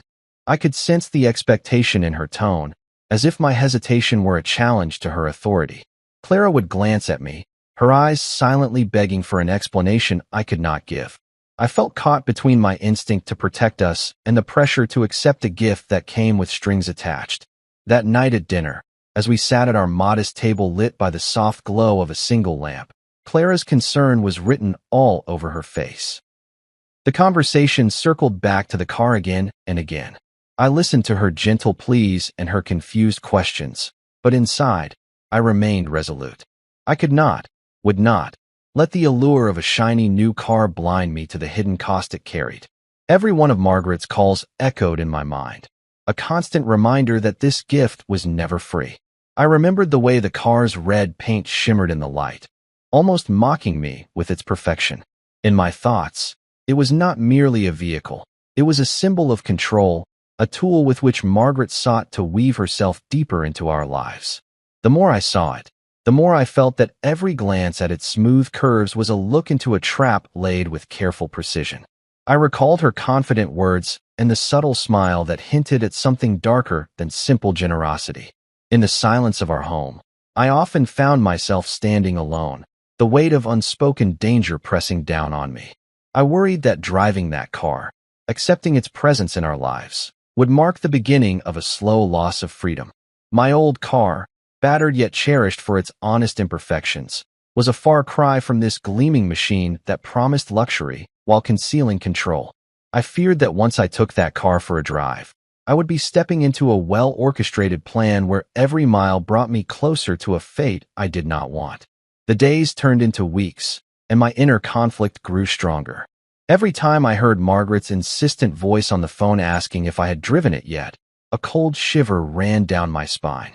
It was as if I were trapped in a silent battle between the desire for normalcy and the need to resist a dangerous offer. Each call was like a drop of poison slowly eroding my peace of mind, and making it clear that this car was never meant to be a simple birthday gift. Late at night, as the world outside slumbered, I lay awake listening to the soft hum of our neighborhood. In those quiet hours, my mind wandered over every detail of that red car. I imagined the sound of its engine, the smooth vibration that promised speed and luxury, yet also whispered of hidden faults. Every thought was a reminder of the price of accepting a gift wrapped in deception. I resolved that I would protect Clara and our small world from any hidden cost, even if it meant defying those who believed such gifts should be accepted without question. I would stand firm, keeping the car untouched as a symbol of my determination to preserve our freedom. That evening, a chill ran through me as I decided it was time to confront the reality of the situation. The red Mercedes-Benz, which had loomed over our lives like a specter of hidden menace, now beckoned me to uncover its true nature. With trembling hands, I took the keys and led Clara outside into the cool night air. The driveway, bathed in the soft glow of street lamps, seemed to stretch out before us like a runway into an uncertain future. I could feel every eye, real or imagined, watching me as I approached the car. My heart pounded in my chest as I inserted the key into the ignition, a soundless promise of revelation that hung in the balance. Clara's eyes, wide with a mixture of apprehension and curiosity, followed my every move. I hesitated for a moment, caught between the desire to protect her and the need to know the truth. In that pause, every detail of the car's polished exterior and glimmering finish took on an eerie significance, as if each reflection was a clue to the deception that lay beneath. With a deep breath, I turned the key, and the engine roared to life, shattering the silence. The sound was not the comforting purr of a new machine but a harsh, rattling growl that sent a shiver down my spine. Clara's face went pale as she gripped the door handle, her instinct screaming that something was terribly wrong. I moved to the driver's seat, my hands steady despite the turmoil swirling inside me, and began a slow, deliberate inspection of the dashboard and control systems. The modern display flickered with information I did not fully understand, but one small error code caught my eye, a nearly imperceptible warning hinting at damage beneath the surface. My mind raced back to all the cautions Margaret had so casually dismissed. Was this merely a glitch, or was it evidence of a far more sinister truth? The engine's vibration grew stronger, as if protesting its own condition, and I felt compelled to dig deeper. I pulled out my phone and opened the diagnostic app, my fingers trembling as I keyed in the VIN number. In that moment, time seemed to stretch indefinitely, each second laden with the potential for disaster or redemption. The app displayed a cascade of alerts and warnings that confirmed my darkest fears. The car had suffered significant damage in a recent accident, a fact meticulously hidden by Margaret's smooth words and dazzling presentation. My heart sank as I scrolled through the technical details, each line of data a nail in the coffin of my trust. Clara looked at me with eyes brimming with unshed tears, and I realized that this betrayal was deeper than a faulty machine. It was a violation of the safe world we had built together. I felt the weight of responsibility pressing down on me, not only as a husband, but as a guardian of the fragile life we shared. Every malfunction, every hidden fault, was a reminder that accepting this gift was tantamount to surrendering our freedom to Margaret's covert agenda. The realization was both devastating and clarifying. Clenching my fists, I felt anger and resolve surge through me. This was no mere oversight. It was a calculated move designed to entangle us in a web of control and surveillance. As the engine's roar diminished into an ominous hum, I recognized that this was a turning point, a moment when the veneer of luxury peeled away to reveal the harsh truth beneath. I turned to Clara with a voice steadier than I felt and said, "We must uncover every secret hidden in this car. We have to find the truth, no matter how deep it goes." Her silent nod conveyed a determination that bolstered my own resolve. I stood there, absorbing the gravity of the moment, while the night wrapped around us in its cool, implacable embrace. Every detail, the cold gleam of metal, the flicker of the digital display, even the quiet whisper of the wind, spoke of a conspiracy that threatened to shatter our lives. I recalled the subtle hints and warnings that had been dismissed as overreactions, now aligning like pieces of a grim puzzle.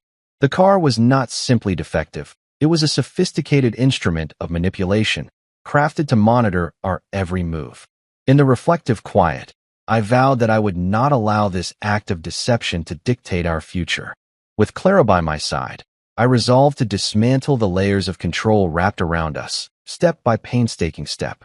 Each measured breath carried the promise of reclaiming our autonomy, a promise forged in the crucible of that harrowing moment of truth. I knew then that nothing would ever be the same, and that our journey toward freedom had only just begun. I had spent restless nights and countless anxious hours poring over the details that I had uncovered. In the dim light of our study, I sat with Clara beside me, the evidence spread out like a map leading into a dark territory. I had run the car's VIN through a trusted database and even paid for a comprehensive vehicle report. Every line of data was a revelation, a crack in the facade of that gleaming red Mercedes-Benz. The report confirmed what my gut had screamed from the moment I had hesitated to drive the car. This vehicle had been in a serious accident just 6 months earlier. The engine, though repaired superficially, carried hidden damage that rendered it dangerous for any long drive. I felt my heart pound as I recalled the night I had listened to the car's engine, a rough, rattling sound that contrasted starkly with the smooth purr I expected from a new model. As I scrolled through the technical specifications on my phone, I discovered an even more disturbing detail. Embedded within the car's dashboard system was a tracking and recording feature that was anything but standard. Every movement, every conversation that took place inside was being recorded and transmitted in real time to a device, a smartphone that I later learned was in the hands of Margaret. My mind raced, the reality settling like a stone in my stomach. Margaret had not merely given us a car. She had given us a carefully engineered trap designed to control and monitor us. I remembered Clara's shocked face as the engine's vibration grew erratic when she had turned the key. It was then I realized that the car was more than just mechanically compromised. It was a symbol of Margaret's obsession with power, a device through which she could keep a constant watch over our lives. With every beep and flash of the diagnostic screen, I felt increasingly betrayed and cornered. I could not believe that someone who claimed to care for our well-being would orchestrate such a deceit. My thoughts tumbled over one another in a chaotic rush. Each fact uncovered was a reminder of how our lives had been manipulated without our consent. The car's internal systems, designed to record every sound and movement, confirmed that this was not a case of poor workmanship or a simple accident. It was a deliberate act, a sophisticated mechanism of surveillance. In that moment, I knew that the threat went far beyond the risk of a mechanical failure. It was an invasion of our privacy, a sinister intrusion into the very fabric of our relationship and personal freedom. I looked at Clara, whose eyes shimmered with a mixture of terror and determination. "We need to get to the bottom of this," I whispered, my voice rough with emotion. I could see that she was both frightened and resolute, ready to stand with me against the tide of manipulation that her mother had unleashed. My mind raced with plans and countermeasures. I thought about the independent mechanic, Morrison, who had already warned me about the patched-up repairs that barely held the engine together. His grim expression and the detailed report he handed me were undeniable proofs of the car's dangerous past. Every piece of evidence now formed a coherent picture. Margaret had orchestrated this entire sequence to force us into a situation where accepting her gift would mean submitting to her control. The thought of our lives being steered by someone else, of our every move being monitored, filled me with a deep, seething anger. I resolved, then and there, that I would not allow our lives to be dictated by a web of deceit. With Clara's hand tightly in mine, I vowed to expose every hidden flaw, every implanted device that had turned our gift into a trap. The night grew colder as I sat with the glowing report in front of me, a silent testament to a truth too dangerous to ignore. I could almost feel the weight of Margaret's presence lurking beyond the shadows, a constant reminder that she was still watching, still controlling. Yet, I also felt a spark of hope that by unveiling these dark secrets, Clara and I could reclaim our freedom and protect our future. In that quiet, determined moment, I made a promise to myself. I would dismantle every piece of her insidious plan, no matter how deeply it was buried. The car, with all its hidden dangers, had become a symbol of a battle for our autonomy, a battle that I was ready to fight, one truth at a time. I woke up the next morning with my heart still heavy from the revelations of the previous night. The cool light of dawn crept into our room as I lay awake, replaying every detail of our conversation and the evidence I had discovered. Clara's eyes, red from tears and worry, had met mine with a silent question. How could someone who claimed to love us impose such a dangerous trap? I knew that behind that red Mercedes-Benz lay more than just mechanical faults. It was a symbol of Margaret's twisted need to control, her obsession to keep us under her watchful eye. As I got dressed, every step felt weighed down by the enormity of what I had learned. I remembered Clara's trembling whisper, "Why would she do this?" And my answer, though painful, echoed in my mind. Because Margaret doesn't give gifts, Clara. She sets bait. Her faith in her own mother was crumbling, and I felt a deep responsibility to protect the woman I loved from a force that was both invasive and destructive. I decided that the only way to reclaim some sense of control was to gather undeniable proof. With a heavy heart, I drove the car, not on the open road but carefully to Morrison's Auto Repair, a small independent shop known for its honest work. The journey was silent. The engine's rough hum filled the car with a grim reminder of its hidden flaws. Each mile felt like a step deeper into a labyrinth of deceit that Margaret had so meticulously crafted. Upon arriving at the garage, Morrison greeted me with a solemn nod. His eyes quickly scanned the car as if reading its troubled history in the scratches and dents on its surface. "Let's see what we're dealing with," he said without any preamble. I watched nervously as he hooked up diagnostic tools and ran a series of tests. Minutes stretched into an eternity as I paced the small waiting area, the weight of uncertainty pressing on every breath I took. Finally, Morrison returned, a thick report clutched in his weathered hands. His expression was grave, and every word he uttered seemed to hammer home the terrible truth. "This car has been patched up, but it's not safe. The engine could fail at any moment," he explained, his tone as matter-of-fact, as if discussing a minor repair rather than a life-threatening hazard. I stared at the report, my pulse quickening as the details confirmed my worst suspicions. The accident, the faulty repairs, the deliberate tampering with the car's systems, all of it painted a picture of a vehicle that was never meant to be trusted. Clara, who had arrived quietly at the shop after sensing my distress, stood behind me. I could see the shock and betrayal in her eyes as she read over my shoulder. The realization hit her like a cold wave. This wasn't an unfortunate mistake or an innocent oversight. It was a calculated move. Margaret had orchestrated everything, using the guise of generosity to mask a sinister desire to monitor and manipulate our every move. "We need to get proof," I told Clara, my voice steady despite the turmoil inside. The report was that proof, a damning document that exposed not only the car's dangerous state, but also the lengths to which Margaret was willing to go to control us. In that moment, I felt a surge of determination replace the fear that had long held me captive. I could no longer sit back and allow Margaret's obsession to poison our lives. Every page of the report, every word spoken by Morrison, steeled my resolve to confront the reality of our situation head-on. I knew that the road ahead would be fraught with conflict and heartache, but I also knew that Clara and I deserved a life free from the shadow of manipulation.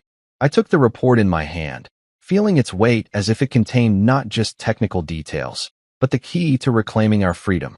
"We have to show this to someone who can help us," I said softly, glancing at Clara, whose eyes now shone with a mix of fear and determination.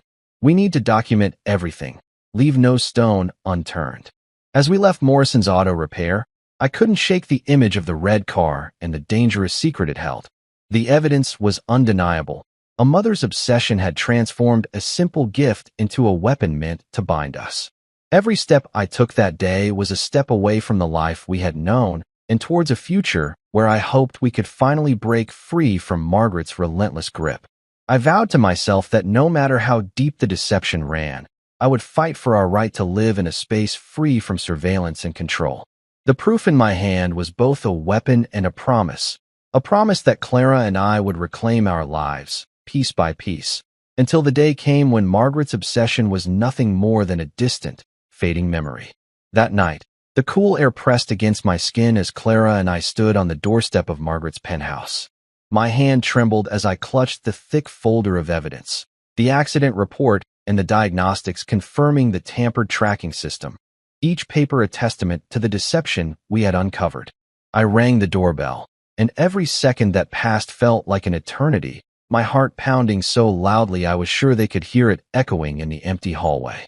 When the door swung open, Margaret greeted us with an expression that shifted rapidly from feigned delight to barely concealed irritation. "Oh, what a pleasant surprise.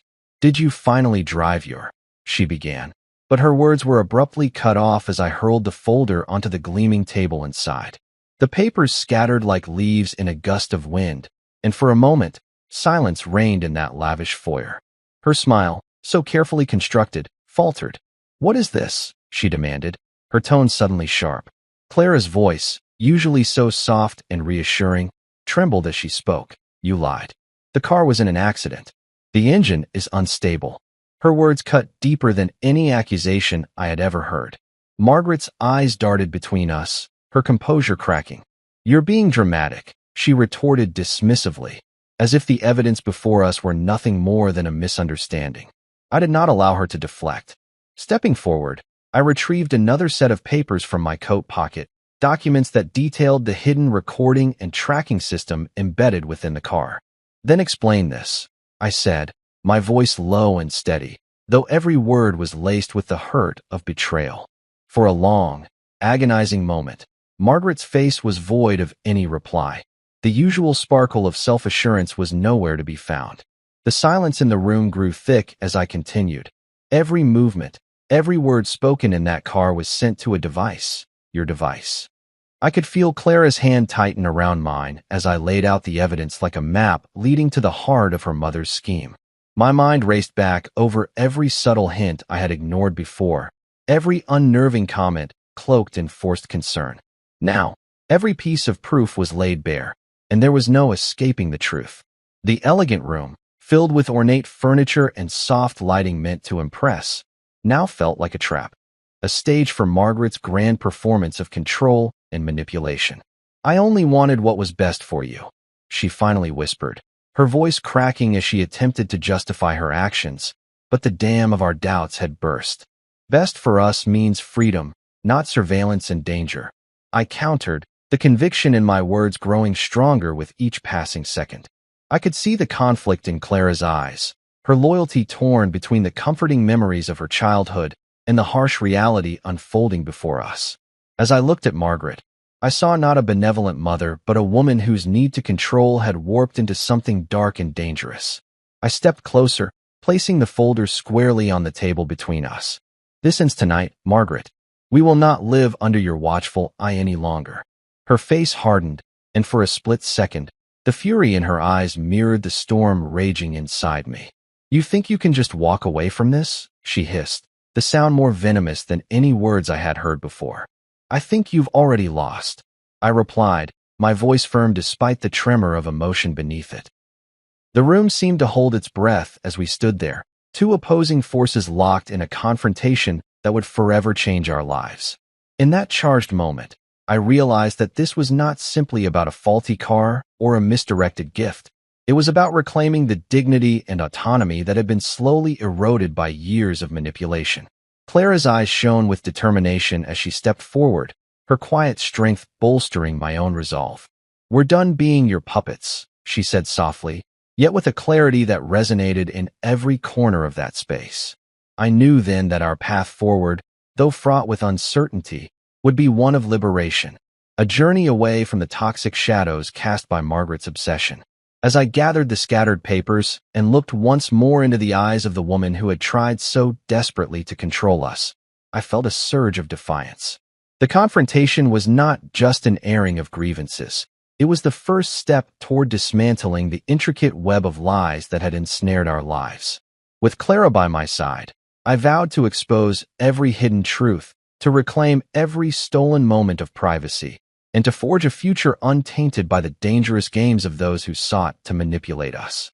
In that silent, tense pause that followed, I knew that nothing would ever be the same again. We had taken the first step in breaking the chains of control, and tonight, we had declared our independence once and for all. I felt as though I were watching a slow unmasking, a gradual shedding of pretenses that had hidden the true face of a woman I once trusted. In the tense silence that followed our confrontation with Margaret, I saw the mask of false benevolence begin to slip away. Her eyes, once filled with a confident glow, now revealed a hard, calculating glimmer that sent shivers down my spine. I remembered the soft voice of the woman I had grown up with, the one who had always seemed to care, and now I saw only the stark truth. Behind every gift, every generous act, lay an intricate web of control. As I stood there, with Clara by my side, I watched as Margaret's carefully crafted facade crumbled. "I was protecting you," she finally muttered, almost too softly to hear, her gaze shifting uneasily from me to Clara. Her words stung like a lash across my face, each syllable a bitter reminder of the years of manipulation. I could hardly believe that the same woman who had once offered comfort and support could now confess such a twisted rationale. "Protecting me? From what?" I asked, my voice low and steady despite the turbulent storm inside me. Her lips twitched into a smile that was more a grimace than a sign of affection. "From her," she said, the word hanging in the air like a curse. It was as if I were witnessing a betrayal not just of trust, but of the very essence of our family. Clara's eyes widened, and in that moment, I saw the full weight of her inner conflict. Caught between the love for the mother she had always known and the cold, harsh reality that was now unfolding, I took a step forward, feeling the gravity of every word as if it were a physical force pressing down on me. "You tried to eliminate the one person who could stand by me without strings attached," I said, my tone trembling with a mix of anger and disbelief. The words spilled out in a rush, fueled by years of hidden suspicion and the pain of deception. Margaret's expression hardened, and for a moment, the room was filled only with the sound of our heavy breaths. "You wouldn't cut me off over something so small," she snapped, her voice brittle with defiance. But I knew that nothing about this situation was small. Every moment, every careful arrangement had been a calculated step to wrap us tighter in her control. I looked into Clara's eyes, searching for a sign that she was ready to break free of the toxic influence that had shadowed our lives for far too long. There was fear there, yes, but also a spark of determination, a silent vow that she would not be trapped by the past. "This is the end, Margaret," I declared, my voice echoing in the spacious, opulent room that suddenly felt like a cold cell. I recalled every small act that had built up to this moment, the endless calls, the insistent reminders of our duty, the underlying threats disguised as concern. All of it converged into this singular, inevitable confrontation. As the final pieces of her mask fell away, I saw not a caring mother but a woman consumed by an obsessive need to dictate every detail of our lives. I felt a surge of both sorrow and resolve. Sorrow for the loss of the nurturing figure I had once believed in, and resolve to ensure that no one, no matter how well-intentioned they might have seemed, could ever invade our privacy and sense of self again. Clara stepped forward then, her hand reaching out to join mine, a quiet yet powerful signal of her newfound strength. "You have no right to decide what is best for us," she said, her voice soft but clear. In that moment, the weight of the past began to lift, replaced by the promise of a future defined by our own choices rather than by someone else's hidden agenda. I gathered the scattered evidence from the table, each paper a testament to the dangerous truth we had uncovered, and I felt a strange calm settle over me. I knew that the road ahead would be fraught with challenges as we disentangled ourselves from Margaret's influence, but I also knew that the first step had been taken. The mask had fallen, and with it, the illusion that had kept us under her control for so long. Standing there, I vowed that I would fight for every moment of freedom, for every piece of privacy that was rightfully ours. The confrontation was not merely an exchange of words. It was a declaration of independence, a rebuke to a legacy of manipulation that had defined far too many moments of our lives. As Margaret's eyes darted away in silence, I saw in them the final trace of a woman who had lost herself in her obsession, a woman whose control was slipping away like sand through my fingers. With Clara beside me, I stepped back, leaving her to face the ruins of her past. I did not know what the future held, but I knew that the chains of control had been broken. In that charged, heart-wrenching moment, we took the first step towards a life unburdened by deceit and surveillance. A life where every decision was made by us and for us. I woke one crisp morning with a heavy determination, the memories of Margaret's manipulation still echoing in every thought. The chill in the air did little to cool the burning resolve in my heart. Clara and I had spent long nights discussing how to reclaim our lives from the clutches of her mother's control, and today marked our first step toward that freedom. As I sipped my coffee, I stared out the window at the rising sun, its light gently dissolving the dark shadows of the past. I felt that the dawn was symbolic, a fresh start after months of entanglement and deceit.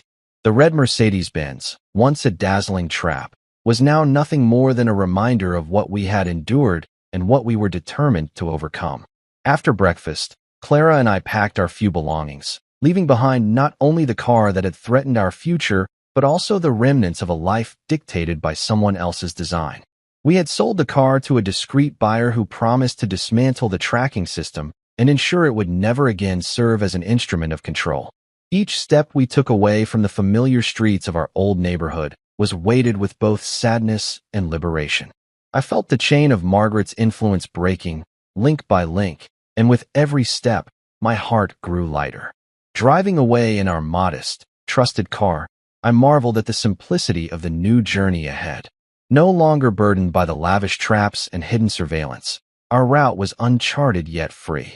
The road stretched before us like an open promise, a promise that we could rebuild our lives, piece by piece, without the specter of control looming over every decision. I recalled the many sleepless nights spent poring over evidence, the painful confrontations, and the gradual unmasking of a mother obsessed with power. Today, those memories served as both a warning and a beacon, urging us to trust in our own strength and to pursue a future where our choices were truly ours. Every mile that passed beneath our wheels was a testament to the resilience of our spirit. The open road became our confessional, where the sound of the engine mingled with our whispered hopes and quiet declarations of independence.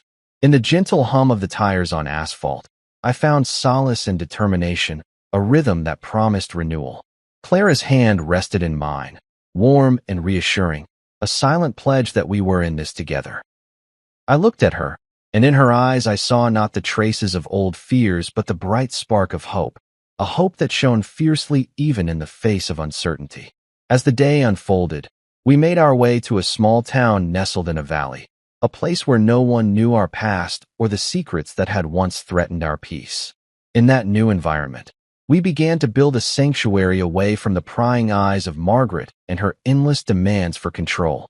Every detail of our new home was chosen with care, a modest dwelling with a small garden where we could grow our own vegetables and plant the seeds of a future defined by our own hands.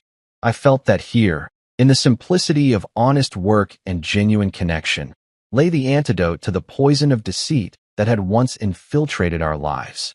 I spent the afternoon fixing small things around the house, each repair a quiet act of defiance against the chaos of our former life. The rhythm of hammers and saws filled the air, a melody of reconstruction and healing. In between tasks, Clara and I talked about dreams long suppressed by fear, dreams that now, with Margaret's influence receding, could bloom freely. We planned for a future where every sunrise would be a celebration of our freedom, where our child, whom we had kept secret until we were ready, could grow up in a home built on trust, love, and independence. That evening, as the sun dipped low and cast a warm glow over our new abode, I sat outside on a creaking wooden porch, reflecting on the journey that had brought us here. The lingering pain of betrayal had not vanished, but it was tempered by the realization that we had reclaimed our lives. I knew that challenges might still lie ahead, that the scars of the past might sometimes reopen in moments of doubt, but I also knew that we had the strength to overcome them. In the fading light, as Clara joined me with a gentle smile and a quiet, "We're free now," I embraced the truth that our future was ours to write, a future unburdened by surveillance, manipulation, or the weight of another's obsession. The days after we left our old life were filled with the hope of rebuilding and healing, yet the shadow of Margaret still lingered like an unwelcome ghost. One quiet afternoon, As I was sorting through some old mail in our new home, a small package arrived.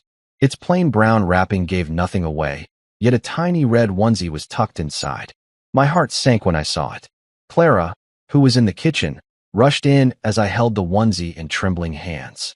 "This isn't a gift," I said slowly, the voice heavy with both anger and disbelief. "It's another message."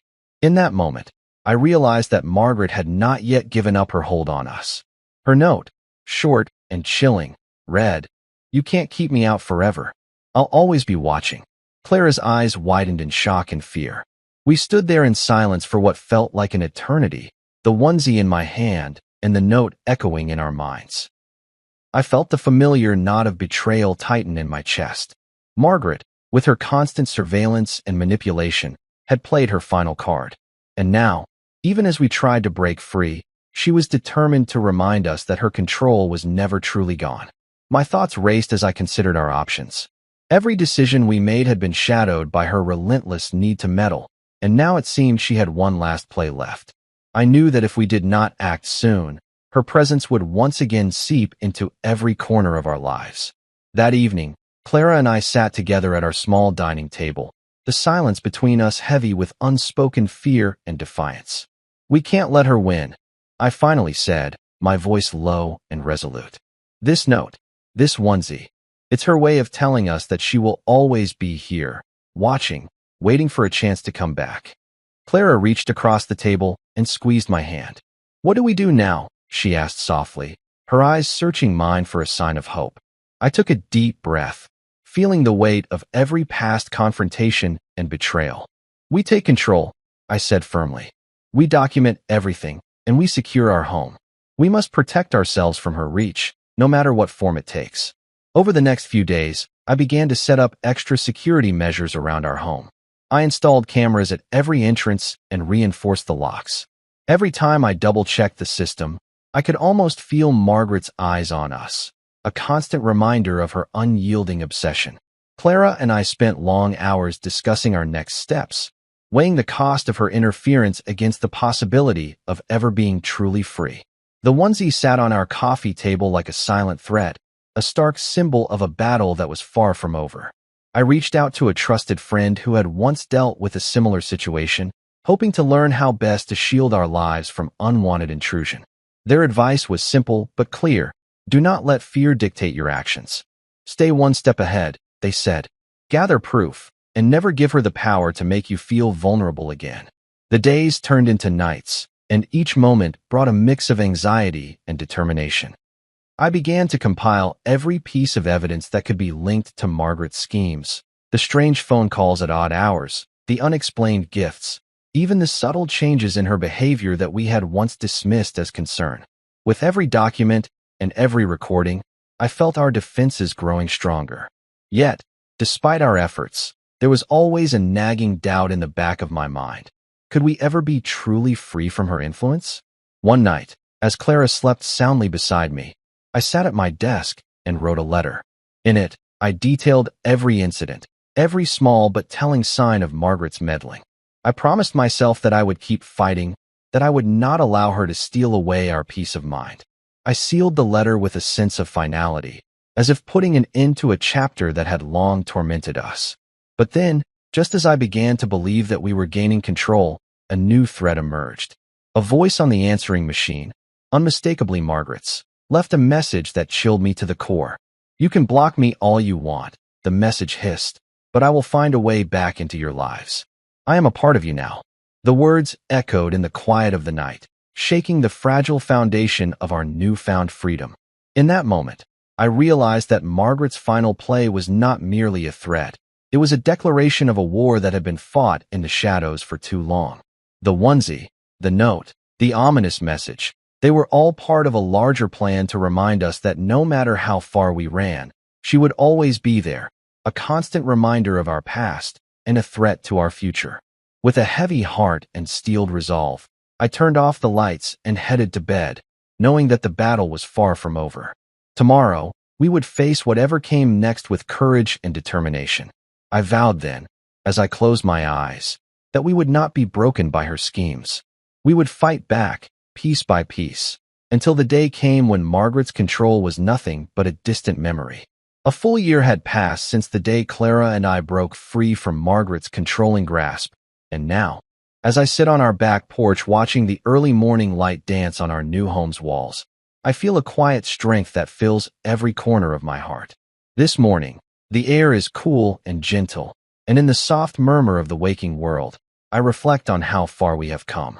I cradle a steaming cup of coffee in my hands and think back on the long, painful journey from that fateful night when a shiny red car had first appeared on our driveway, a gift wrapped in deception that threatened to bind us to a future we never chose.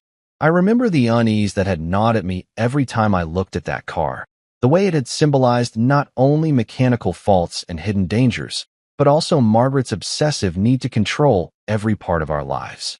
Clara and I had shared many sleepless nights filled with fear and doubt, wondering if we could ever truly be free. Yet, here we are, in a quiet suburb far from the suffocating shadows of our past, building a life where each choice is made by us alone. Our new home, modest yet filled with warmth, stands as a symbol of our determination. Every wall we painted, every piece of furniture we carefully chose, reflects our desire to create a sanctuary of safety and love. I often wander through the small garden we planted, where rows of bright marigolds and tender green herbs remind me that life can flourish even after the harshest winters.